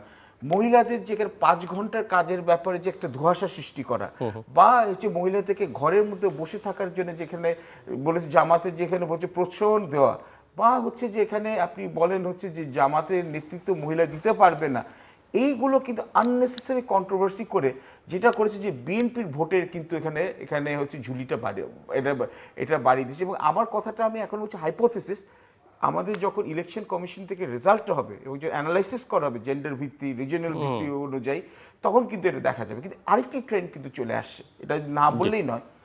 ভারতের সাথে যে আমাদের মানে পার্শ্ববর্তী যে এখানে আমাদের যে জেলাগুলি আছে, সেখানে কিন্তু দেখবেন জামাতের প্রতি কিন্তু ভোটটা বেড়েছে। এবং এটাও কিন্তু হচ্ছে যে আমাদের বর্ডারে যে আনরিজলভড ইস্যুসগুলো আছে, সেগুলো কিন্তু জামাত কিন্তু ক্যাশ ইন করেছে। তো দুটো এটা অবশ্যই হিস্টোরিক্যালি আমাদের বর্ডার এরিয়াতে জামাতের এখানে ভোট এক ধরনের একটা সবসময় সিম্পথি বেশি। ভোটটা আছে। কিন্তু আমি একটা কথা বলে আমি এটা বলবো যে এটা ইংরেজিতে বলে a man coming into his own and he has, so আমরা বলি যে মানুষের নিজের মধ্যে আসে, নিজের ব্যক্তিত্ব এখানে পরিস্ফুটন হয়, এখানে প্রকাশিত হয়। জনাব Tarique Rahman has come out of the shadow of his illustrious father and mother. এটা কিন্তু এক প্রত্যেকটা উনি কিন্তু ওনার উপর কিন্তু আমরা বলি যে অনেক সময় দেখবেন যে সফল ক্রিকেটারের ছেলে সফল ক্রিকেটার হতে পারে না, সফল নায়কের ছেলে নায়ক হতে পারে না, অধিকাংশ ক্ষেত্রে হয় না, অধিকাংশ 90 না 95% হতে পারে না। কিন্তু তারেক জনাব তারেক রহমানের কিন্তু আমি বলবো যে 2026-এর 13তম যে জাতীয় নির্বাচন has proved so far lucky for him and for BNP. কেননা এই প্রথমবার উনি হচ্ছে জনাব মরহুম জিয়াউর রহমান এবং বেগম খালেদা জিয়ার ছায়া থেকে বের হয়ে উনি কিন্তু বিএনপিকে নিজের আদলে কিন্তু এখানে হচ্ছে পরিবর্তন করার জন্য উনি একটা সুস্পষ্ট প্রমাণ দিলেন। এবং সফলতা এতকাল যে ওনার যে বলছে যে আই হ্যাভ আ প্ল্যান, অনেকেই বলছে যে এটা কি সেন্ট্রালাইজেশন হয়ে যাচ্ছে নাকি না, কিন্তু এই যে এখন হচ্ছে ন্যাশনালি এখানে এটা কোয়াইট কনফিডেন্স যেটাকে বলে, নো ব্র্যাগিং, কোনো অহংকার নাই, অপোনেন্টকে হচ্ছে অশ্রাব্য কথাবার্তা না বলা, এবং যেটা মার্জিত একটা হচ্ছে পরিমিত রিস্ট্রেইনড একটা এখানে ইন্টারাকশন করেছে, এতেও কিন্তু অনেক ভোটারকে হয়তোবা ওরা ইনফ্লুয়েন্স করতে পারে। পেশার ঢালি আমি পারভেজের কথাটা যে হয়তোবা না, আমার মনে হয় ভোটারদেরকে এটা দারুণভাবে প্রভাবিত করেছে। আমরা আপনি পলিটিশিয়ান হিসেবে যা বলতে পারেন, পারভেজ তো একাডেমিক হিসেবে সেভাবে বলতে পারবেন না। কেন প্রভাবিত করেছে যে অতীতে মানে শেখ হাসিনার অতি কথন নিয়ে আমাদের সমাজে কিন্তু মানে প্রতিটা ঘরেই, ইভেন আওয়ামী লীগের ঘরেও কিন্তু এগুলো নিয়ে আলোচনা ছিল। এবং এই ক্ষেত্রে মানুষের সমস্ত প্রশংসার জায়গাটা ছিল শহীদ প্রেসিডেন্ট জিয়াউর রহমান এবং দেশনেত্রী বেগম খালেদা জিয়া। আজকে এখন কিন্তু যেটা পারভেজ বলছে, এখন কিন্তু এটা তারেক রহমানের রাজনৈতিক দল। It is legacy of his father and mother. But এই 2026-এর এই 13তম নির্বাচন, এটা তারেক রহমানের নির্বাচন। তার সমস্ত ডিজাইন, তার আচার আচরণ, তার মাত্রা, কথাবার্তা সব কিছু মানুষের ভিতরে প্রতিফলিত হয়েছে। এবং সবচেয়ে বড় জিনিস, এবং আমি তো বলবো যে 3টে না 4টে জেনারেশনকে তাকে ধারণ করতে হচ্ছে এখন পর্যন্ত। কারণ জিয়াউর রহমানের সঙ্গে যারা পলিটিক্স করেছেন তাদের কেউ না কেউ এখনো পর্যন্ত আছে, বেগম জিয়ার সঙ্গে যারা পলিটিক্স করেছেন তারা এখনো পার্টির নেতৃত্বে আছেন, তার একটা জেনারেশন এবং তার পরের জেনারেশন, এবং তিনটাকে এবং সেই জেনারেশনটা পরের জেনারেশন আরো শক্তিশালী, সংখ্যায় অনেক বড় বলে কঠিন কাজ, যেটা শেখ হাসিনা পারে নাই। কিন্তু শেখ হাসিনা কিন্তু তার 3টা জেনারেশনকে, তার ফাদার পরের যে জেনারেশন, তাদেরকে ধরে রাখতে পারে নাই, ও তো মাইনাস করতে গেছে, আরো সে মাইনাস করেছে। কিন্তু দেখেন জনাব তারেক রহমান, জমিরুদ্দিন সরকার এখনো আছে, ডক্টর খন্দকার মোশাররফ এখনো আছে, সেলিনা বেগম এখনো আছে, ব্যারিস্টার রফিকুল ইসলাম ভুইয়া বেঁচে আছেন না নেই কেউ জানে না, কিন্তু বেড রিডেন কিন্তু রাখছে স্ট্যান্ডিং কমিটিতে। হ্যাঁ, তারপরে আসেন এরপরে বেগম জিয়ার সাথে এই যে আমাদের টুকু, আমাদের মির্জা আব্বাস, গয়েশ্বর থেকে আরম্ভ করে এদেরকে কিন্তু এরা বেগম জিয়ার product, they are the product of Begum Zia. এবং তাদেরকে কিন্তু ওই পুরানন্দের সাথে সমন্বয়টা উনি করেছেন। মির্জা ফখরুল ইসলাম আলমগীর বেগম জিয়ার লোক, তারপরে ওই যে আমাদের চিটাগাংয়ের আমির খাসরু মামুন, এরা তবে বিরোধী দলের থেকে যা সম্ভব দায়িত্ব, মানে সরকার চালাতে গেলে, দেশ চালাতে গেলে তাকে অনেক চেঞ্জ আনতে হবে, এটা কিন্তু অবধারিত। আবার এবারকার নির্বাচনের আপনি নমিনেশনগুলোতে দেখেন, উনি কিন্তু ওনার প্রজন্মের যারা রাজনীতি করেন তাদের অনেককেই কিন্তু নির্বাচনে নমিনেশন দিয়ে টেনে আনছেন। অর্থাৎ এই যে 3টা জেনারেশনের যুগসূত্র করে উনি আগাবেন, এটাই হচ্ছে ওনার পরিকল্পনা। এবং আমি বিশ্বাস করি এই পরিকল্পনা যদি উনি সঠিকভাবে এটাকে ম্যাচ করতে পারেন, তাহলে বাংলাদেশ আরও আগাবে। এবং এখনো পর্যন্ত উনি ওনার কাজ কর্ম কথাবার্তা আচার আচরণে এখনো উনি মানে এখনো স্লিপ করেনি ইন্টারন্যাশনাল মানে মিডিয়ার সাথে আলোচনায়, দেশের মিডিয়ার সাথে আলোচনায়, বা এই যে প্রত্যেকটা যেটা জামায়াতের আমির করেছেন তারেক রহমান করেননি, যদি উনি বেশ কিছু ইন্টারন্যাশনাল মিডিয়াতে ইন্টারভিউ দিয়েছেন, এবং এখন আপনি পর্যন্ত দেখেন সেই অর্থে এই যে করেননি। এই যে সারা দেশে ওনার নির্বাচনী প্রচারণায় তার প্রতিপক্ষ কে ছিল? No, উনি এবং এটা কি খুব হেল্প করেছে কিনা, পারভেজও এখানে কন্ট্রিবিউট করেছে যে উনি একটা পারিবারিক মানুষ সেটা বোঝাবার চেষ্টা করেছেন। ওনার স্ত্রী ডক্টর জুবাইদুর রহমান, ওনার কন্যা ব্যারিস্টার জাইবা রহমান, তারাও ক্যাম্পেইনের মধ্যে ছিলেন এবং সমান তালে ক্যাম্পেইন করেছেন। সো এটা মানুষকে বা তরুণ জনগোষ্ঠীকে আসলে কোনোভাবে পজিটিভ এটা একটা, নতুন মাত্রা কিন্তু। কারণ বাংলাদেশে সাধারণত না, আপনি দেখেন ফ্যামিলি মেম্বারদের শেখ নিয়ে বা হাসিনা- ওয়াইফ শেখ ক্যাটলিস্ট হাসিনার সামনে নিয়ে ছেলে- ক্যাম্পেইন কেউ করে না। তো শেখ উনি দেশের হাসিনার- প্রধানমন্ত্রী শেখ হবেন, উনি হাসিনার ছেলে জয় এবং মেয়ে পুতুল কোনোদিনকেই আমরা পাইনি কিন্তু ক্যাম্পেইনে দু একটা স্টেটমেন্ট দেওয়া। না, আমি সেটা বলছি না। আমি বলছি যে যারা ইলেকশনে, উনি তো প্রধানমন্ত্রীর হবার ক্যান্ডিডেট ছিলেন, কিন্তু সাধারণভাবে যারা এমপি ইলেকশন করেন তারাও কিন্তু ওয়াইফদের নিয়ে বা নিজের মেয়েদের নিয়ে, ছেলেরা হয়তো কোনো কোনো ক্ষেত্রে করে, মেয়েরা গত কয়েক বছর ধরে কেউ কেউ করছে, অধিকাংশ ক্ষেত্রে কিন্তু খুব সামনে নিয়ে আসেন উনি না। ওই ফ্যামিলি ট্র্যাডিশনটাকে রেখেছেন, এই জায়গায় এসে কাট করে দেননি। এবং এটা না, বরং আমি মনে করি যে অনেক ওপেন করে দিয়েছেন এবং সেটা ওনাকে হেল্প করেছে। আপনি দেখেন জায়মা রহমান যেখানেই গেছে সেখানেই এই যে নতুন প্রজন্মের যারা মেয়ে ভোটার তাদেরকে কিনে উনি কানেক্ট করতে পেরেছেন। এটা কিন্তু একটা বিশাল ব্যাপার। এটা জায়মা রহমান যেভাবে কানেক্ট করেছেন, অন্যরা এইভাবে আমি যেটা বলছি যে উনি একটা ফ্যামিলি পার্সন, সেটাও মানুষকে বোঝাবার চেষ্টা করেছেন। উনি ভোট দিতে গেছেন তার ওয়াইফ এবং মেয়েকে সাথে নিয়ে, উনি প্রচারণায় গেছেন তার মেয়েকে সাথে নিয়ে। তবে একটা জিনিস, এই যে ওনার সামনে যে সুযোগ, আবার সামনে প্রচণ্ড দুর্যোগ, এই মোকাবেলা করার জন্য যে ইকুইপমেন্ট দরকার, আমি বিশ্বাস করি একদিকে দেশের ভঙ্গুর অবস্থা, আমি পারভেজের কাছে যাচ্ছি সেই জায়গায়, অন্যদিকে অপোজিশনের জামাত, সঙ্গে এনসিপি, আবার সাইডলাইনে আওয়ামী লীগ আছে। সো পারভেজ, একটু আমি কয়েকটা সিকিউরিটির ইস্যুটা আপনার কাছে জিজ্ঞেস করেছিলাম এবং সেই অর্থ উত্তরটা আপনার কাছ থেকে পাইনি।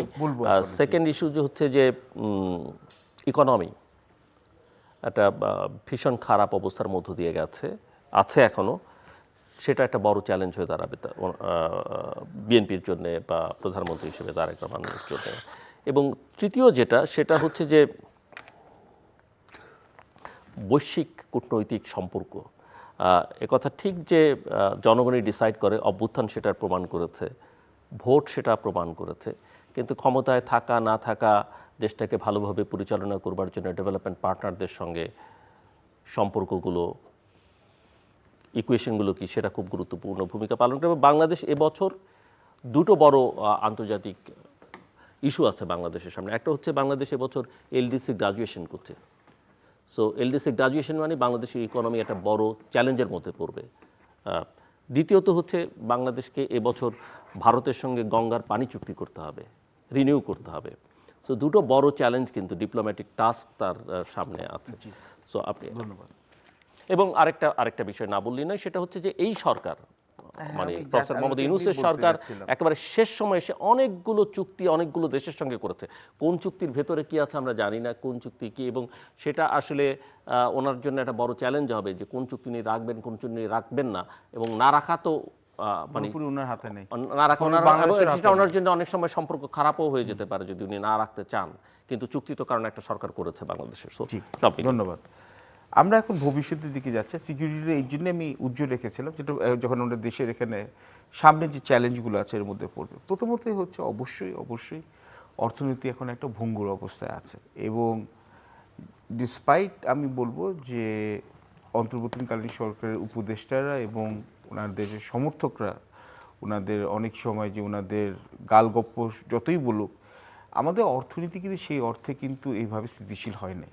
তো এই ধার করে আপনি এখানে হচ্ছে আপনার রিজার্ভ স্টেবিলাইজ করেছেন, আপনি কোনো মতে হচ্ছে আপনার ইন্টারেস্ট রেট বাড়িয়ে আপনি ইনফ্লেশন কমানোর আপনি দাবি করেছেন, কিন্তু দেখুন আখেরে কি হয়েছে, 21% মানুষ হচ্ছে দরিদ্র সীমানার নিচে। আচ্ছা, দরিদ্র সীমানা বা পভার্টি লাইনের নিচে এখানে কাছাকাছি যাওয়ার এখানে সম্ভাবনা যারা আছে, যে ভালনারেবল যাদেরকে আমরা বলি, যাদের মধ্যে প্রবণতা আছে যে দারিদ্র সীমানার নিচে চলে যাওয়ার মতো, এটা হচ্ছে আরও 19%।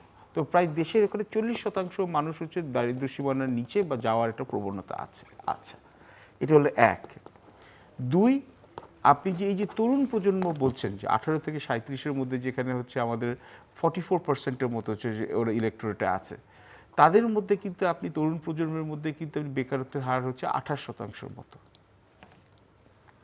প্রত্যেক বছর আপনার এই 2 মিলিয়ন, তো 2 মিলিয়ন কত হচ্ছে 20 লাখের মতো এখানে হচ্ছে নতুন, এখানে হচ্ছে আমাদের এখানে 20 লাখের মতো তরুণ তরুণী হচ্ছে আমাদের জব মার্কেটে যাচ্ছে, কিন্তু আপনার সরবরাহের তুলনায় চাহিদা অত্যন্ত কম আছে। 3, আপনার এখানে যে আমাদের উৎপাদন খাতে যেখানে কলকারখানা প্রায় বন্ধ হওয়ার পথে চলে আসে, এবং 18 মাসে এই যে অন্তর্বর্তীকালীন সরকারের যে ভালোটাও বললাম, কিন্তু এখানে এগুলো তো এখানে অনেক দিন ধরে এখানে সমালোচনা আছে, আমাদের যে বেসরকারি খাত আমাদের ব্যবসায়ীদের সাথে, বড় ব্যবসায়ী বলেন, ক্ষুদ্র মাঝারি আমাদের উদ্যোক্তা বলেন, এসএমই বলেন, সবার সাথে কিন্তু এক ধরনের একটা সম্পৃক্ততা ছিল না। এবং সবচেয়ে মজার ব্যাপার হচ্ছে, আপনি বলে যাচ্ছেন কিন্তু মনের কথা বলতে বলি বুঝছি, আমাদের ঢাকা স্টক এক্সচেঞ্জের 170 পয়েন্ট বেড়ে গেছে ইলেকশনের 2 দিন আগে।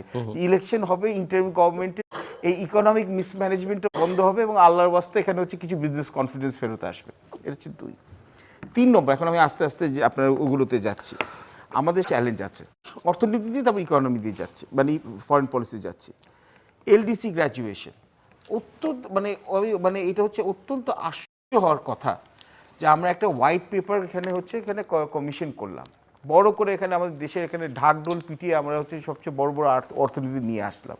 ওখানে এটিও প্রমাণ হয়েছে যে আমাদের বিগত শেখ হাসিনার সরকারের আমলে শেষের দিকে, বিশেষত বিগত 5-7 বছরে আমাদের অর্থনৈতিক প্রবৃদ্ধি যে এখানে অনেক গাথা বলা হয়েছিল যে ডেভেলপমেন্ট সাগে, যেটা নিয়ে আমিও সন্দেহ প্রকাশ করতাম, আপনিও সন্দেহ প্রকাশ করতেন, ডালিভাই ছিল, আর অনেকেই ছিলেন এখানে। তো এই সন্দেহ যে প্রকাশ করতাম, ওরা বলেছে এই ডেটাগুলোকে হচ্ছে জালিয়াতি করা হয়েছে। তার মানে আমরা বলছি যে আমরা ফার্স্ট ক্লাস ডিভিশনে পাস করছি, কিন্তু আমি হচ্ছে যে সেকেন্ড ক্লাসের ছাত্র, ওটার ভিত্তিতে আমরা এলডিসি গ্র্যাজুয়েশনে চলে আসলাম। তো এই ইন্টারিম গভর্নমেন্টের উপর কোন ভূত সওয়াল হলো, বা সিন্দাবাদের কোন বুড়ো এখানে কাঁধের উপর এখানে করলো যে আপনি এত বড় হোয়াইট পেপার কমিশন করলেন, আপনি বুঝলেন যে বাংলাদেশ ব্যুরো অফ স্ট্যাটিস্টিক্সের ডেটা ফলস, তেমন এলডিসি গ্র্যাজুয়েশনে যাচ্ছেন। এবং প্রাইভেট সেক্টর কিন্তু বরং আপত্তি করেছে এখানে, সরকারকে বলছিল যে এই সিদ্ধান্ত পরিবর্তন করবার। অ্যাবসলিউটলি। কিন্তু এবং এটাতে আমাদের কি সমস্যা আছে, আমি বলছি যে আমরা 3 বছর গ্রেস পিরিয়ড পাবো, কিন্তু 3 বছর গ্রেস পিরিয়ডের মধ্যে আপনার এখানে $1 থেকে $8 বিলিয়ন, $1 থেকে $8 বিলিয়ন ডলারের মতো আপনার রপ্তানি হারানোর সম্ভাবনা আছে। আমাদের 70% হচ্ছে যে আমাদের রপ্তানি হচ্ছে এলডিসি বেনিফিট। আমরা বলি হ্যাঁ যে এলডিসি থেকে গ্র্যাজুয়েট করবো, কিন্তু আজ পর্যন্ত বাংলাদেশের মতো বড় মাপের অর্থনীতি, মানে হচ্ছে আপনার 18 কোটির এখানে দেশে অর্থনীতি, কিন্তু কোনো এলডিসি গ্র্যাজুয়েশন হয় নাই। তো it will be the first big case for LDC graduation. তাহলে আমাদের এই যে এখানে যে এই যে ইন্টারিম গভর্নমেন্টের এত কি তারা, এটা হচ্ছে 1।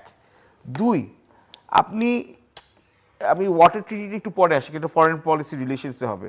সবচেয়ে বড় তো আমার মনে হয় সামনে যে এটা হচ্ছে যাওয়ার আগে ইন্টারিম গভর্নমেন্ট যে সবচেয়ে বড় যেখানে একটা বিপদে ফেলে দিয়ে গেছে, এবং এখনও বলছি যদি বিএনপি জিতুক, জামাতও যদি জোটে জিতুক, মানে রাতে একটা যদি একটা মনে করুন miracle for Jamaat, upset for BNP, ধরে নিলাম তর্কের খাতির ডালি ভাই, এটা হচ্ছে জাস্ট একাডেমিক স্পেকুলেশন, কেন একাডেমিকরা অনেক কিছুই বলতে পারে, কিন্তু এখন কথা হচ্ছে তবু সবচেয়ে বড় বিপদ হচ্ছে যে 2 দিন আগে ওয়াশিংটনে গিয়ে এমন একপেশে চুক্তি যুক্তরাষ্ট্রের সাথে কেন করলো, যেখানে আমরা বলছি যে আমাদের 2 থেকে 2.5 হাজার পণ্যের উপর, বাংলাদেশি পণ্যের উপর রপ্তানি এখানে হচ্ছে শুল্কটা কমানোর জন্য 19% নিয়ে গেলে ওদের 4,500 হচ্ছে আমেরিকান পণ্যের উপর হচ্ছে আমরা শুল্ক একেবারে সরিয়ে দেবো।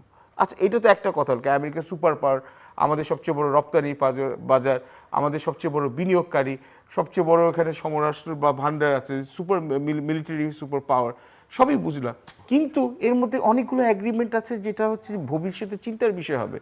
এক, আপনি যদি কোনো নন মার্কেট পাওয়ারের সাথে আপনি যদি কোনো বাণিজ্যিক চুক্তি করতে যান, যুক্তরাষ্ট্র ইমিডিয়েটলি আপনার অ্যাগ্রিমেন্টটা খারিজ করবে। নন মার্কেট পাওয়ার মানে কি চীন, রাশিয়া বা যাকে যুক্তরাষ্ট্র মনে করে তার হচ্ছে স্ট্র্যাটেজিক ইন্টারেস্টের পরিপন্থী। আপনি যদি মনে করেন যে আপনি যদি কোনো মিলিটারি এগ্রিমেন্ট করতে চান বা কোনো টেকনোলজি আনতে চান যেটা হচ্ছে যুক্তরাষ্ট্রের সাথে কম্প্যাটেবল না, যুক্তরাষ্ট্রের সিকিউরিটিকে আপনার এখানে করতে যাবেন, তখন কিন্তু এই যে পোর্টসে, আপনার কাস্টমসে, এয়ারপোর্টে, ওটাতে সব কিছুতে হচ্ছে যে আপনার হচ্ছে একই ধরনের সিস্টেম ইউজ করতে হবে যেটা হচ্ছে যুক্তরাষ্ট্রের সাথে এটা কম্প্যাটেবল করতে হবে।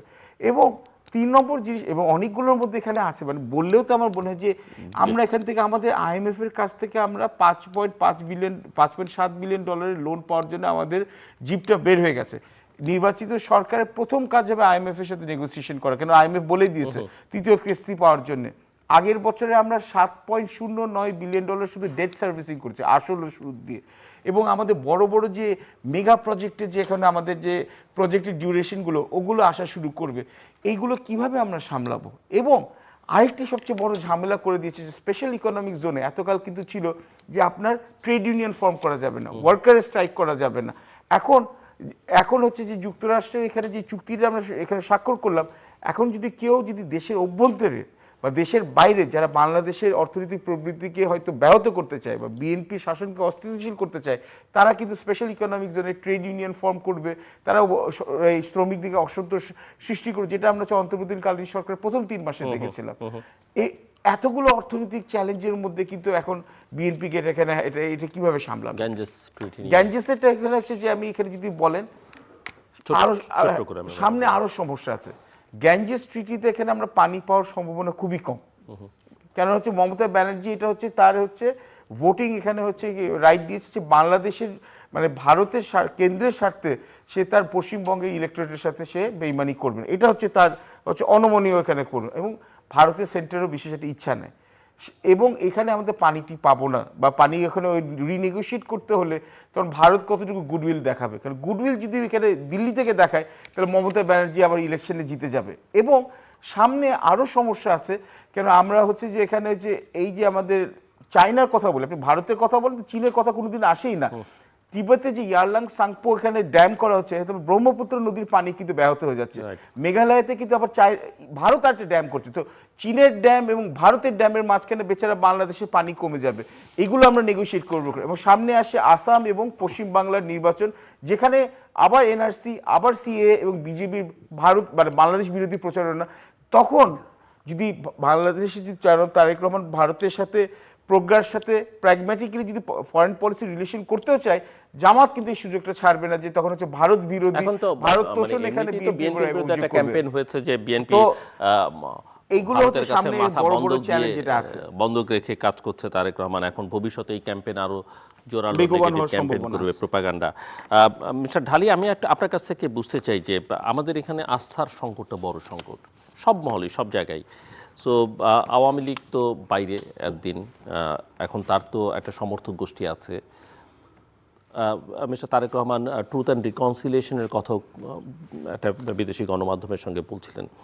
সো এদেরকে কিভাবে অ্যাকোমোডেট করা হবে আগামী দিনে? দেশের মাইনরিটি যারা আছেন, পাহাড়ের মানুষ, সমতলের মানুষ এবং বিভিন্ন ধর্ম, বর্ণগোত্র, লৈঙ্গিক বৈচিত্র্যের যারা, এদের সবার এক ধরনের আস্থার সংকট আছে। এই আস্থার সংকট ফিরিয়ে আনাটা বড় চ্যালেঞ্জ। আপনি কি মনে করেন এটা তো একটা পলিটিক্যাল, সেটা কিভাবে করা হবে? প্রথম হলো যে সংখ্যালঘুদের যে একটা আস্থার সংকট, এটা কিন্তু বিএনপি দীর্ঘদিন যাবৎ ইনহেরিট করে আসতেছে এবং বিএনপি এটা বারবার এটা ওভারকাম করার চেষ্টা করতেছে। এখন এবার অবশ্য বিএনপি আওয়ামী লীগ না থাকা একটা সুযোগও পেয়েছে, আমি বলবো। তো কারণ অনেক সংখ্যালঘু ভোট এবার বিএনপির পক্ষে গেছে। এবার ইলেকশনে দেখেছেন যে বিএনপি মোটামুটি সংখ্যালঘুদের ব্যাপারে তাদের বক্তব্য এবং আচরণ কোনো জায়গায় কিন্তু, তো সেই ক্ষেত্রে আমার মনে হয় যে এই নির্বাচনের উত্তর বিএনপি যদি এগুলোকে যাতে মানুষ ব্যবহার করতে না পারে সেটার জন্য পারফেক্টলি হ্যান্ডেল করা, তাদের সাথে অবশ্যই আলোচনার দ্বার ওপেন করা, কোন কোন জায়গাগুলোতে সমস্যা আছে সেই জায়গাগুলোকে আপনার করা, চিহ্নিত করা, এবং এটার জন্য মানে স্পেসিফিক যদি উনি এটা দায়িত্ব দিয়ে দেয় যে এইরকম আমি একটা টিম করলাম, এই টিম দায়িত্ব নিয়ে এই কাজগুলো করবে, এবং এটা কিন্তু একটা খুব সাংঘাতিক কঠিন কাজ। আরেকটা হলো পার্বত্য চট্টগ্রামের যাদেরকে আমরা বলি মানে ক্ষুদ্র জাতিগোষ্ঠী, তো এই সংকট এটার সাথে যুক্ত হয়েছে যে রোহিঙ্গা সংকট। এই সংকট যদি আমরা ঠিক মতন হ্যান্ডেল করতে না পারি, কারণ আপনি দেখেন যে পাহাড়ে আবারও কিন্তু অতীতের মতো ইউডিপিএফ এরা নতুন করে অস্ত্র হাতে নিছে এবং এরা সেখানে বিশৃঙ্খলা সৃষ্টি করতেছে, এবং পাহাড়ি এবং বাঙালি জনগোষ্ঠীর ভিতরে যে দীর্ঘদিনের যে বিভেদ, এই বিভেদটাকে কিন্তু ধরেন জামাত এবং অন্যেরা চাইবে এই বিভেদটাকে উস্কে দেওয়ার জন্য, আরও উস্কে দেওয়ার জন্য। সেই ক্ষেত্রে বিএনপিকে এইখানেও কিন্তু এই জিনিসগুলো হ্যান্ডেল করার জন্য একটা টিম করা, অভিজ্ঞ বিশেষজ্ঞ টিম করে এর আলোচনা করবে, আলোচনা করে রিপোর্ট দেবে, সেগুলির ক্ষেত্রে মানে আলোচনার কোনো বিকল্প নেই। আমি মনে করি আলোচনার কোনো বিকল্প নেই, এবং এইটার সাথে যারা যারা পিছনে স্টেক হোল্ডার আছে তাদের সাথেও আলোচনা করতে হবে।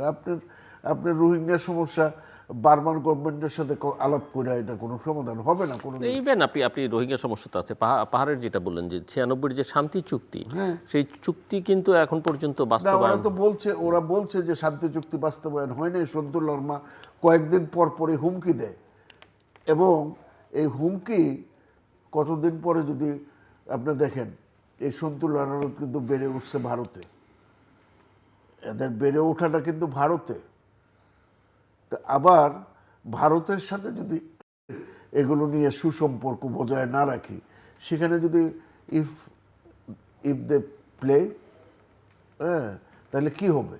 তো এগুলো সব কিছু মাথায় রেখেই তারপরে এই যে গঙ্গার পানি বন্টন চুক্তি, আমাদের সম্ভব হবে না গঙ্গার একটা চিরস্থায়ী এটা ভারত না।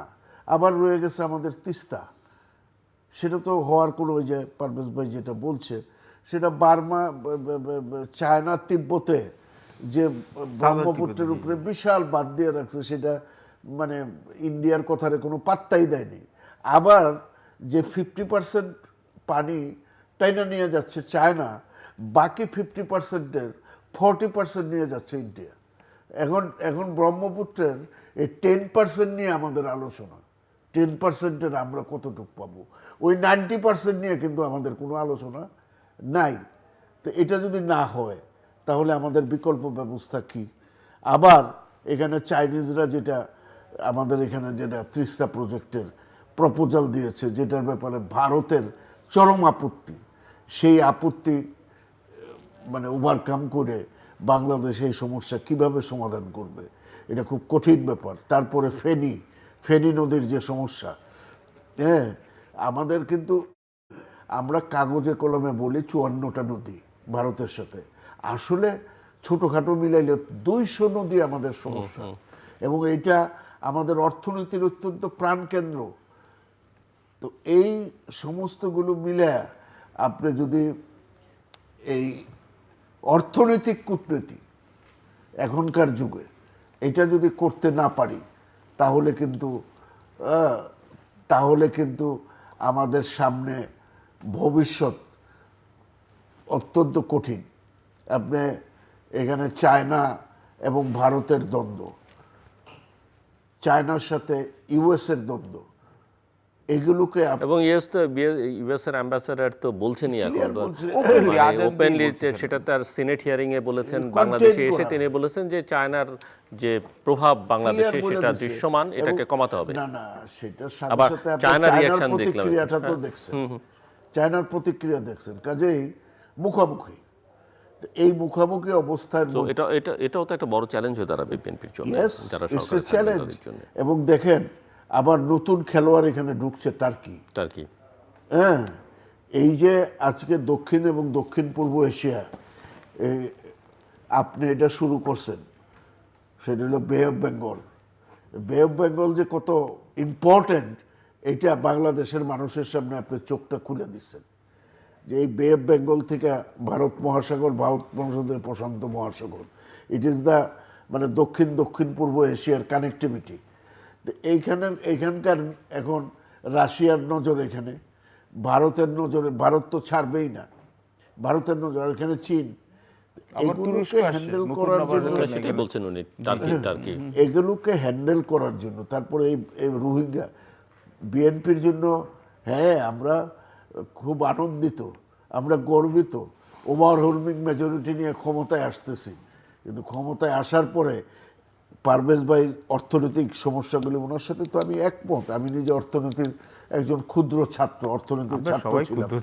হ্যাঁ, তো কাজেই আমি জানি না আমরা কতক্ষণ কথা বলতে পারবো, বোধহয় একটু শেষের দিকে চলে এসেছে। আমি শেষ করে দিচ্ছি, জাস্ট একটা ছোট্ট আমি প্রশ্ন করে একটা আসছি। মিনিটে শেষ করছি, যে অর্থনৈতিক এই চ্যালেঞ্জগুলো ইমিডিয়েট ঠিক আছে। টাস্ক ফোর্স করে এগুলো মোকাবেলা করা, এটার সাথে সামাজিক, এটার সাথে কূটনৈতিক, এগুলো করার জন্য আমার মনে হয় জনাব তারেক রহমানের মানে সেই ইকুইপমেন্ট আছে, কিন্তু তার হি নিডস এ টিম, এবং যারা তাকে সঠিক পরামর্শ দিবে, সঠিক দিকে নিয়ে যাবে, না হলে কিন্তু বিএনপির চরম বিপর্যয় সামনে আছে। আমি আজকেও হুঁশিয়ার করলাম।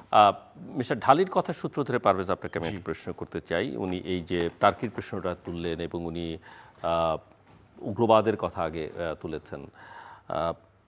বিএনপির জন্য একটা বড় চ্যালেঞ্জ, বিএনপির পাস্টের বিবেচনায়, অতীতের বিবেচনায়, যে বিএনপি যখন 2001 থেকে 2006 সালে ক্ষমতায় ছিল, বাংলাদেশে অনেক রকমের জঙ্গি হামলা হয়েছে। বাংলা ভাই, হ্যাঁ, বাংলা ভাইয়ের উত্থান হয়েছে, কে করেছে, কার আশ্রয় প্রশ্রয় হয়েছে, কে প্রণোদনা দিয়েছে, সেটা অন্য বিতর্ক। সময়কালটা বিএনপির শাসনামল এবং ভারতের সঙ্গে টেনশনের একটা বড় কারণ 10টা অস্ত্র, এগুলো সব মিলিয়ে শেখ হাসিনা 1001টা অপরাধ করেছেন এবং আরো বেশি করতে আরো বেশি হতে পারে, এবং সেখানে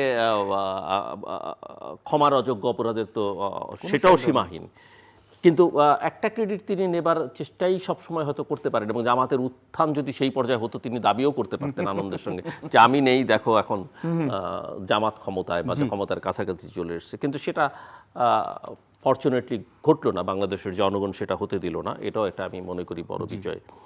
কিন্তু সংকটের জায়গাটা হচ্ছে যে গত 18 মাসে যারা সিকিউরিটি এক্সপার্ট বাংলাদেশে বা আলোচনা করে, তারা বিভিন্ন মহল থেকে বলছিলেন যে বাংলাদেশে এই সময়টাতে অনেক টেররিস্ট বাংলাদেশে ঢুকেছে, অনেকের নজর বাংলাদেশে পড়েছে, কোনো কোনো দেশের নাম আপনারা ইতিমধ্যে উচ্চারণ করেছেন, ইভেন পর্যবেক্ষক হিসেবেও তাদের কাভার্ড ওভার্ট বিভিন্ন গোষ্ঠী এখানে এই যে এবার এই ইলেকশনের সময় আসলো, তারা এসছে। সো এটা একটা আগামী দিনে বিএনপির শেষ পর্যন্ত আনুষ্ঠানিকভাবে রেজাল্ট হলে, তারেক রহমানের নেতৃত্বে সরকার গঠিত হলে একটা অস্থিতিশীলতা তৈরি করবার একটা চেষ্টা নানা মহল থেকে হতে পারে। আপনি সেরকম আশঙ্কা করেন কিনা, এবং সেটাকে আসলে কিভাবে ট্যাকেল করবেন, অ্যাড্রেস করবেন নতুন সরকার? প্রথমত আমি বলবো হচ্ছে যে আমি পুরোপুরি কথাটাকে আমি খাটো করতে পারবো না। যারা মনে করে ডুমসডে, তাদেরকে বলতে হবে সরি। সব কিছুতে যদি মানে একটা জিনিস যদি একটা নেগেটিভ একটা কথা যদি বলা হয় বা এটা সমালোচনা করা হয়, এটাতে ডুমসডে না বা ভয়টয় এখানে মানুষকে ভয় পাওয়ানোর জন্য না। এই বিগত 18 মাসে শেখ হাসিনার এই যে ভারত প্রীতির জন্য আমাদের দেশে কিন্তু ভারতের উপর আমাদের জনগণের ন্যায়সঙ্গতভাবে অনেক কারণে কিন্তু ভারত থেকে আমাদের দূরে সরে গেছে, যদিও বা মানসিকভাবে এটা মেন্টাল স্পেসে, যদিও বা আমরা বলবো সামাজিকভাবে বা এখানে হচ্ছে যে নৃতত্ত্বগতভাবে আমাদের কিন্তু 80 বছর আগে ইন্ডিয়া, পাকিস্তান, বাংলাদেশ একই দেশ ছিল।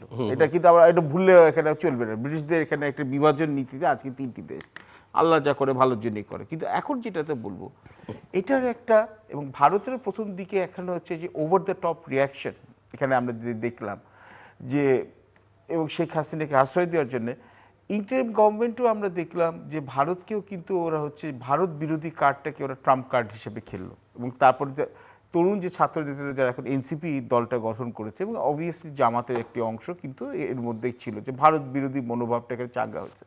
ভারত বিরোধী মনোভাবটা চাঙ্গা হওয়াটা কোনো সমস্যার কিছু না, কিন্তু ভারতকে এখানে স্ট্র্যাটেজিক্যালি খুঁচানোর জন্য, ভারতকে স্ট্র্যাটেজিক্যালি হেয় প্রতিপন্ন করার জন্য যেটা করা হলো, অথবা প্রভোকেশন বা রিটালিয়েট করার জন্য একটা ঘরে ওদেরকে এখানে আমরা হচ্ছে আননেসেসারিলি ওদেরকে ইরিটেট করা, কন্টিনিউসলি ওয়ার অফ ওয়ার্ডস। আমাদের অনেক উপদেশের তো মনে হচ্ছে কোনো চাকরিই নেই, ওরা হচ্ছে যে সোশ্যাল মিডিয়াতে ভারতকে গালিগালাজ করা ছাড়া। বা এই যে দেখুন, এই আমরা যে বারবার বলছি হচ্ছে যে আমরা হচ্ছে যে ভারতের যে পুরানো একটা টার্ম যে আমরা হচ্ছে যে 7 সিস্টার্সকে নিয়ে ফেলবো, বা এখানে অনেকে যে এরকম এখানে এটা নিয়ে অ্যাকিউজিশন হয়েছিল, এবং পাকিস্তানকে আমরা নিশ্চয়ই সম্পর্ক আমাদের সাথে হবে, এখানে এখানে নর্মাল সম্পর্ক হওয়া উচিত কূটনৈতিক ভিত্তিতে, অর্থনৈতিক ভিত্তিতে, আর যেখানে সুযোগ হয় সে সিকিউরিটি কোলাবোরেশন বা কোঅপারেশন হতে পারে, পিপল টু পিপল কন্ট্যাক্টে হতে পারে, সব দেশের সাথে করা উচিত আমাদের স্বার্থ বুঝে। কিন্তু পাকিস্তানকে, ভারতকে ইরিটেট করে পাকিস্তানকে যখন আমরা স্পেস বেশি দিলাম, তার সাথে সাথে তুরস্ক চলে আসলো, তার সাথে সাথে এখানে ওয়ান্ট টু কন্টেন, মানে কন্টেন ইন্ডিয়া, জি, পাকিস্তানকে, এবং হচ্ছে যে আমরা তার সাথে সাথে কাতারকে নিয়ে চলে আসলাম। এবং সমস্যা হচ্ছে যে তুরস্ক কিন্তু আপনি শুধু এই দক্ষিণ পূর্ব এশিয়াতে না বা দক্ষিণ এশিয়াতে না, ওরা কিন্তু আপনার মধ্যপ্রাচ্য, সাহেল, মানে হচ্ছে যে আপনার এখানে আফ্রিকার এই দেশগুলোতে প্রেজেন্সটা বাড়াচ্ছে। ওটা কিন্তু ওদের অফিসিয়াল এখানে হচ্ছে যে আইডিওলজি, যে এখন এরদোগানের আমলে যে পলিটিক্যাল ইসলাম বাড়াবে এবং মোরাল রিয়েলিজম বলে, যেটা মোরালিটি এবং রিয়েলিজমের মধ্যে, এবং ওরা সব জায়গায় হচ্ছে অস্ত্র বেচতে পারবে, তুরস্কের এখানে সফট কালচার এক্সপোর্ট করতে পারবে, এবং তুরস্কের যে একাডেমিক যারা আছে বা এখানে যারা হচ্ছে যে এখানে তারাও হচ্ছে যে অনেক সময় তুরস্কের স্টেট পলিসিটাকে ইমপ্লিমেন্ট করে, এবং দেখবেন যে হচ্ছে ওদের হচ্ছে যে জামাত বা হচ্ছে জামাত ঘরানার লোক এখানে বা এখানে ইসলামিক ঘরানার লোকদের প্রতি তাদের প্রচুর এখানে সহানুভূতি, এটা হোক, কোনো সমস্যা নাই।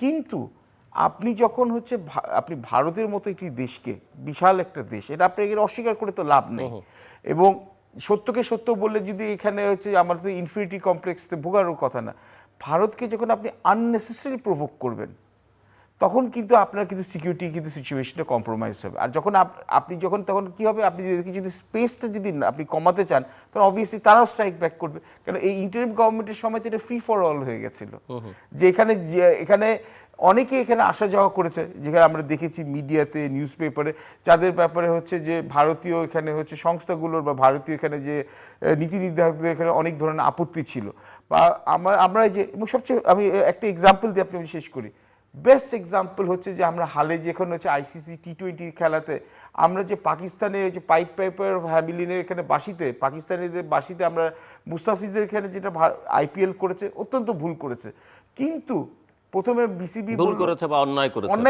অন্যায় তো অন্যায়, কিন্তু এখানে হচ্ছে যে ওই যে অন্যায়টা করার জন্য আমরা যখন ডিসপ্রপোর্শন রিয়াকশন করলাম, এটা বিসিবির দায়িত্ব ছিল, অন্তর্বর্তীকালীন সরকার জড়ালো করে, এখন অন্তর্বর্তীকালীন সরকার বলছে এটা আমাদের দায়িত্ব না, এটা আমাদের দোষ না, পাকিস্তান সরকারি সিদ্ধান্ত, হ্যাঁ, তো এরা প্রথমে বলে আবার ব্যাক আউট করলো। এখন কি প্রথমে পাকিস্তান বললো কি আমরা তোমাদের সাথে সহানুভূতি দেখিয়ে আমরা হচ্ছে বয়কট করবো ইন্ডিয়া পাকিস্তান খেলার ম্যাচ, তারপর কি হলো, তো দেখেন আপনারা প্রথমে প্রলোভন দেওয়া হলো যে তুমি তোমার বন্ধুকে ছেড়ে দাও, আমাদের সাথে আসো, তা আমরা তো পুরো ওয়ার্ল্ড কাপই বয়কট করে দিলাম, ভালো হয়েছে, ঠিক আছে, পাকিস্তানও যে আমাদের সাথে ভালোবাসা দেখিয়ে মুসলিম ভাই চলে আসলো, শেষে কি হলো, ক্লোজ ডোর মিটিং হলো, শ্রীলঙ্কার এখানে প্রেসিডেন্ট ইন্টারভিন করলো, ওমা কলম্বোতে এখন দেখি ইন্ডিয়া পাকিস্তান খেলবে, আর আমাদেরকে বলা হচ্ছে না তোমরা ICC থেকে যদি বয়কট করো, এই যে বয়কট করছো ওটার জন্য তোমাদের এটার মধ্যে কোনো জরিমানা দেওয়া হবে না, আমরা তোমাদের টাকা পয়সা পাবে। আজ পর্যন্ত ICC-তে কোনো যদি টিম যদি সিকিউরিটি কনসার্নে যদি বয়কট করে, তাদেরকে কোনো জরিমানা করার নিয়ম নাই, এবং আমরা তো জানি যে ICC হচ্ছে ভারতের এখানে BCCI দ্বারা কন্ট্রোল। এই যে এইটার একটা নমুনা হলো যে আপনার মানে শর্ট টার্ম ফ্রেন্ডশিপে আমি যখন আমার নিজের ন্যাশনাল ইন্টারেস্টে ইগনোর করি, শুধু ক্রিকেটের মাঠে না, ন্যাশনাল সিকিউরিটির মাঠেও কিন্তু এখানে বিশাল বড় সংখ্যা হবে। এবং বিপদ হচ্ছে বিএনপির মধ্যে এখানে হচ্ছে ওই যে বিএনপি তো ইনিশিয়াল যে ঘরানার যে সৃষ্টিটা হয়েছিল, যেখানে হচ্ছে ওর মধ্যে একটা ভারত বিরোধীটা একটা অংশ ছিল, এখনও কিন্তু এই যে প্র্যাগমেটিজম, আমি বলছি না যে ভারতের সকল আনইকুয়াল জিনিসপত্র আমরা মেনে নিই, নিশ্চয়ই আমাদের জাতীয় স্বার্থের জন্য ভারতের সাথে সমতার ভিত্তিতে আমরা এখানে হচ্ছে যে মর্যাদাপূর্ণ একটা সম্পর্ক এস্টাবলিশ সবার সাথে আমরা করি, যেটা তারেক রহমান বলেছেন, বিশেষ করে মিস্টার ট্রাম্পের ক্ষেত্রে, যে তিনি তার স্বার্থ দেখবেন, আমি আমার স্বার্থ দেখব। আচ্ছা, এখন এই সময় কিন্তু কিন্তু এই সময় কিন্তু হচ্ছে উনি বিএনপির ভিতরেও কিন্তু এটা পুশব্যাক ফেস করবেন, এবং যারা এতদিন 18 মাসে অন্তর্বর্তীকালীন সরকারের কি মানে হচ্ছে কিছু উপদেষ্টাদের উদাসীনতা বা হচ্ছে যে স্বেচ্ছাচারিতার জন্য অনেক সুযোগ পেয়েছিল, মানে এখানে হচ্ছে রান অ্যামক, তাদেরকে যদি স্পেসটা কন্ট্রোল করতে চান এখানে বিএনপি এখানে যেতে এখানে হচ্ছে ল অ্যান্ড অর্ডার ইনশিওর করার জন্য, জি। তখন কিন্তু এখানে এটার একটা রিয়াকশন হতে হবে। এটার জন্য বিএনপির টপ ম্যানেজমেন্ট বা লিডারশিপকে এটা মেন্টালি প্রিপেয়ার্ড হতে হবে। মিস্টার আতর রহমান ঢালী।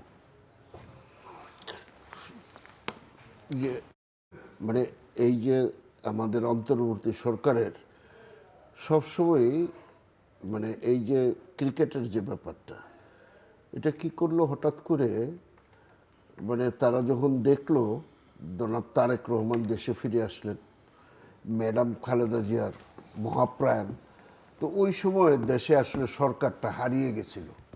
দেশে যে একটা সরকার আছে মানুষ জানতো না, মানুষ মনে করতো যে তারেক রহমানের সরকারই দেশের সরকার। তখনই তারা নিজেদের মানে অবস্থান জানান দেওয়ার জন্য এই এই এই ক্রিকেট ইস্যুটারে বের করে আনলো এবং পরবর্তী বললো যে আমরা এটা জানি না। এই যে পায়ে পাড়া দিয়ে ঝগড়া করার কূটনীতি, এটা তো আমাদের দেশকে অমর্যাদাপূর্ণ একটা জায়গায় দিয়ে যাবে। পারভেজ সাহেব ঠিক বলছে যে ভারতের সাথে আমার বহু বিষয় অমীমাংস, কারণ we are in the border, ভারতের সাথে আবার 4000 মাইল বর্ডার, তার সাথে অমীমাংসিত বহু বিষয় থাকবে, এগুলি যুগ যুগ ধরে সলভ হবে আলোচনার মধ্য দিয়ে, যুদ্ধ করে তো হবে না। তো এখন এই যে তৌহিদ সাহেবরা দেখলাম, এরা ইউনুস সবাই সেই বললো যে একটা সেভেন সিস্টার আমার নিয়ে নেবে ভারত, দেখেন ওইটার একটা খুব কঠিন প্রতিক্রিয়া দিছে, দিতেই পারে, তার সার্বভৌমত্বের প্রশ্ন। তা আমরা যেমনিভাবে চাইব যে আমাদের সার্বভৌমত্বে কেউ হস্তক্ষেপ না করুক, তেমনিভাবে অন্যেরাও তো চাইবে যে আমরা যেমন তাদের সার্বভৌমত্বে হস্তক্ষেপ না করি। ঠিক সেভাবেই আমার মনে হয় যে আমাদের বিএনপির জন্য সামনের দিনগুলি অত্যন্ত চ্যালেঞ্জিং, এবং সবচেয়ে বড় চ্যালেঞ্জ হচ্ছে to repair relationship with our নাইবার্স। হ্যাঁ, এটা কোনো অবস্থাতেই এটাকে ওই পুরানো রেট্রোটিক দিয়ে এটাকে করা যাবে না। বাস্তব অবস্থার ভিত্তিতে, বাস্তব মূল্যায়নের ভিত্তিতে এটা করতে হবে, এবং ভারতের নেতৃবৃন্দকেও বাংলাদেশের যে পরিবর্তিত যে রাজনৈতিক পরিস্থিতিতে তাদের যে অবস্থান, তাদেরকেও কিন্তু সঠিক জায়গায় আসতে হবে। আসলেই এখানে একটা সুন্দর বাংলাদেশ গড়বে, এখানে একটা মৌলবাদ বিরোধী বাংলাদেশ হবে। আর না হলে কিন্তু ভারত যদি ভুল করে, আমরা যদি ভুল করি, তাহলে এটার সুযোগ নেবে পাকিস্তান, এটার সুযোগ নেবে মৌলবাদী শক্তি, এবং বাংলাদেশে মৌলবাদী শক্তি আর কোনোদিন জাগরিত না হোক, এটা মানুষের প্রত্যাশা।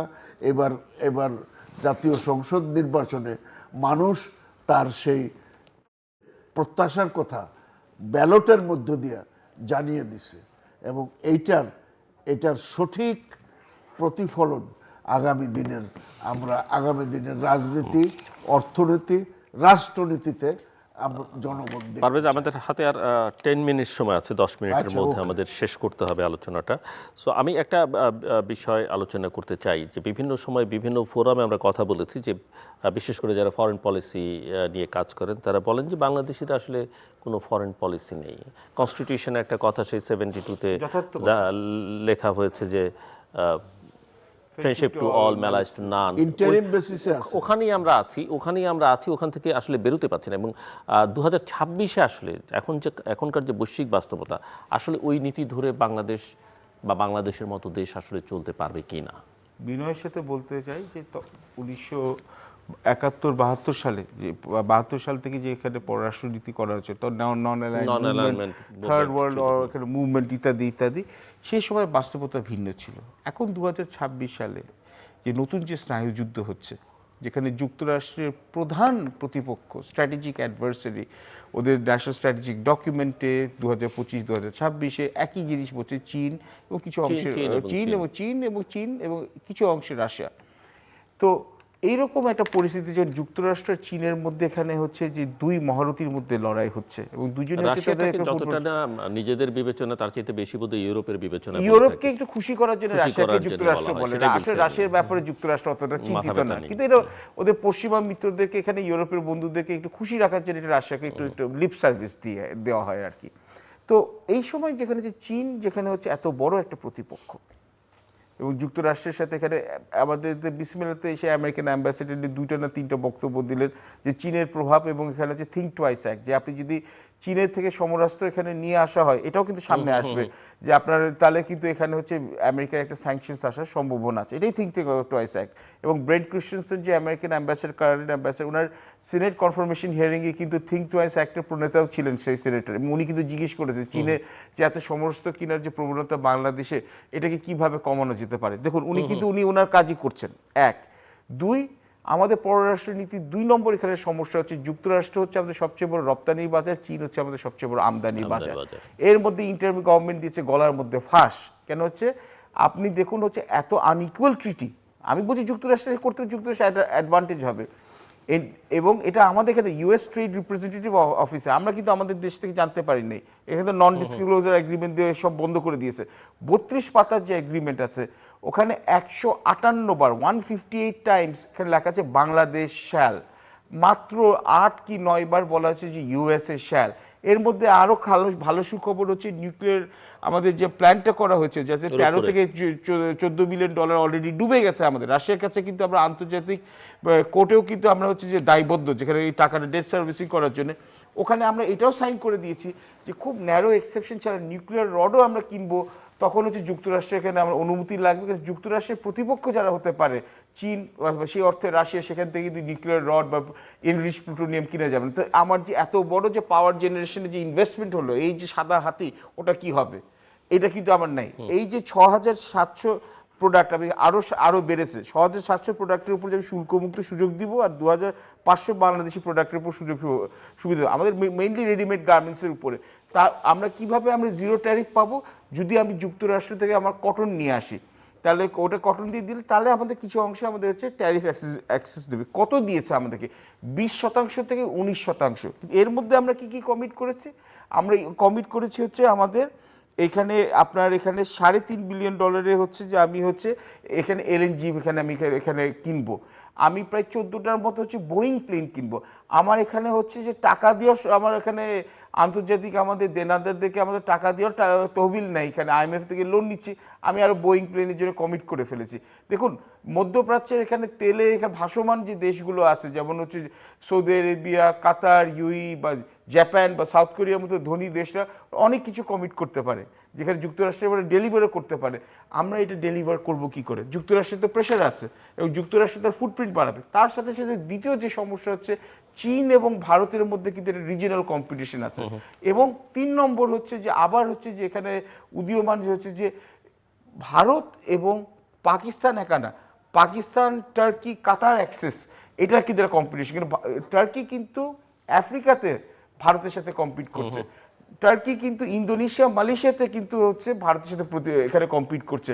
এখন কিন্তু টার্কি তার সফট পাওয়ারের জন্য এখানে টার্কি আবার চাইছে যে বাংলাদেশ, মালয়েশিয়া, পাকিস্তান মিলে ওদের একটা অ্যাক্সেস করার জন্য এখানে এক ধরনের এটা করুক। তো সুতরাং এতগুলো প্রলোভনের মধ্যে আপনি যখন এখানে বা এতগুলো চাপের মধ্যে পড়বেন, তো আমাদের তো এখানে হচ্ছে যে আপনাকে you'll have to be very careful. আপনি কিন্তু friendship to all malice two নান হবে, তো আমাদের ইকোনমিক ডিপ্লোমেসি আগে আসতে হবে এবং তার সাথে সাথে আমাদের অবভিয়াসলি মিলিটারি ডিপ্লোমেসি আসতে হবে। এটা যেটা আমরা অনেক সময় এটা উপেক্ষিত করা হয়, তাহলে মিলিটারি ডিপ্লোমেসি যদি আমরা আরও বেশি বলিষ্ঠভাবে করতে পারতাম, তাহলে আজকে হয়তো রোহিঙ্গা সংকটটা এবার হতো না। থ্যাংক ইউ মিস্টার ঢালী, আপনার কাছে আমাদের সম্ভবত শেষ প্রশ্ন, কোন কোন মন্ত্রণালয় আপনি মনে করেন যে আপনাদের সরকারের জন্য গুরুত্বপূর্ণ, যেটা ওই যে রাইট পারসনকে রাইট প্লেসে দেয়া মিস্টার তারেক রহমানকে নজর দিতে হবে? নিঃসন্দেহে প্রতিটা মন্ত্রণালয় গুরুত্বপূর্ণ, কিন্তু শৃঙ্খলা, হোম মিনিস্ট্রি এটা হলো ফার্স্ট ইস্যু। মানুষ এই ক্ষমতায় আসছে যেদিন আপনি শপথ নেবেন তারপরের দিন থেকে আশা করবে যে আইন শৃঙ্খলা পরিস্থিতিটা আগের সরকারের সাথে ম্যাচ করবে। তো কাজে এই জায়গায় আপনি কাকে কোন দক্ষ লোককে দিবেন, এটা very important. Very important. Next, second, আপনাকে আনতে হবে অর্থ মন্ত্রণালয়। এখন যেটা পারভেজ সাহেব বলে গেলেন যে IMF এর সাথে আপনার যে ডিল, তারপরে এই যে LDC-তে যাওয়া, তারপরে আপনার DFI, ডাইরেক্ট ফরেন ইনভেস্টমেন্ট, এগুলো অর্থনীতিকে আইন শৃঙ্খলার পরেই মানুষ তাকাবে অর্থনীতির দিকে। তাহলে এই অর্থনৈতিক এই জায়গায় আপনাকে কাকে দিবেন, নেক্সট এটা ভেরি ইম্পর্টেন্ট, ভেরি ইম্পর্টেন্ট। তো এটা জিয়াউর রহমান সাহেব কিন্তু এগুলো খুঁজে, সাইদুজ্জামান সাহেবের মতো অর্থনীতিবিদরে খুঁজে আনছিলেন, খালেদা জিয়া সাইফুর রহমানরে খুঁজে বের করছিলেন। তো তারেক সাহেবকেও এরকম দলের ভিতরে না হোক বাইরে হোক খুঁজে আনতে হবে, এটা আমার ধারণা, জানি না। এরপর নেক্সট হইল পররাষ্ট্র। ফরেন আজকের যুগটা হচ্ছে মানে অর্থনৈতিক ডিপ্লোমেসির যুগ।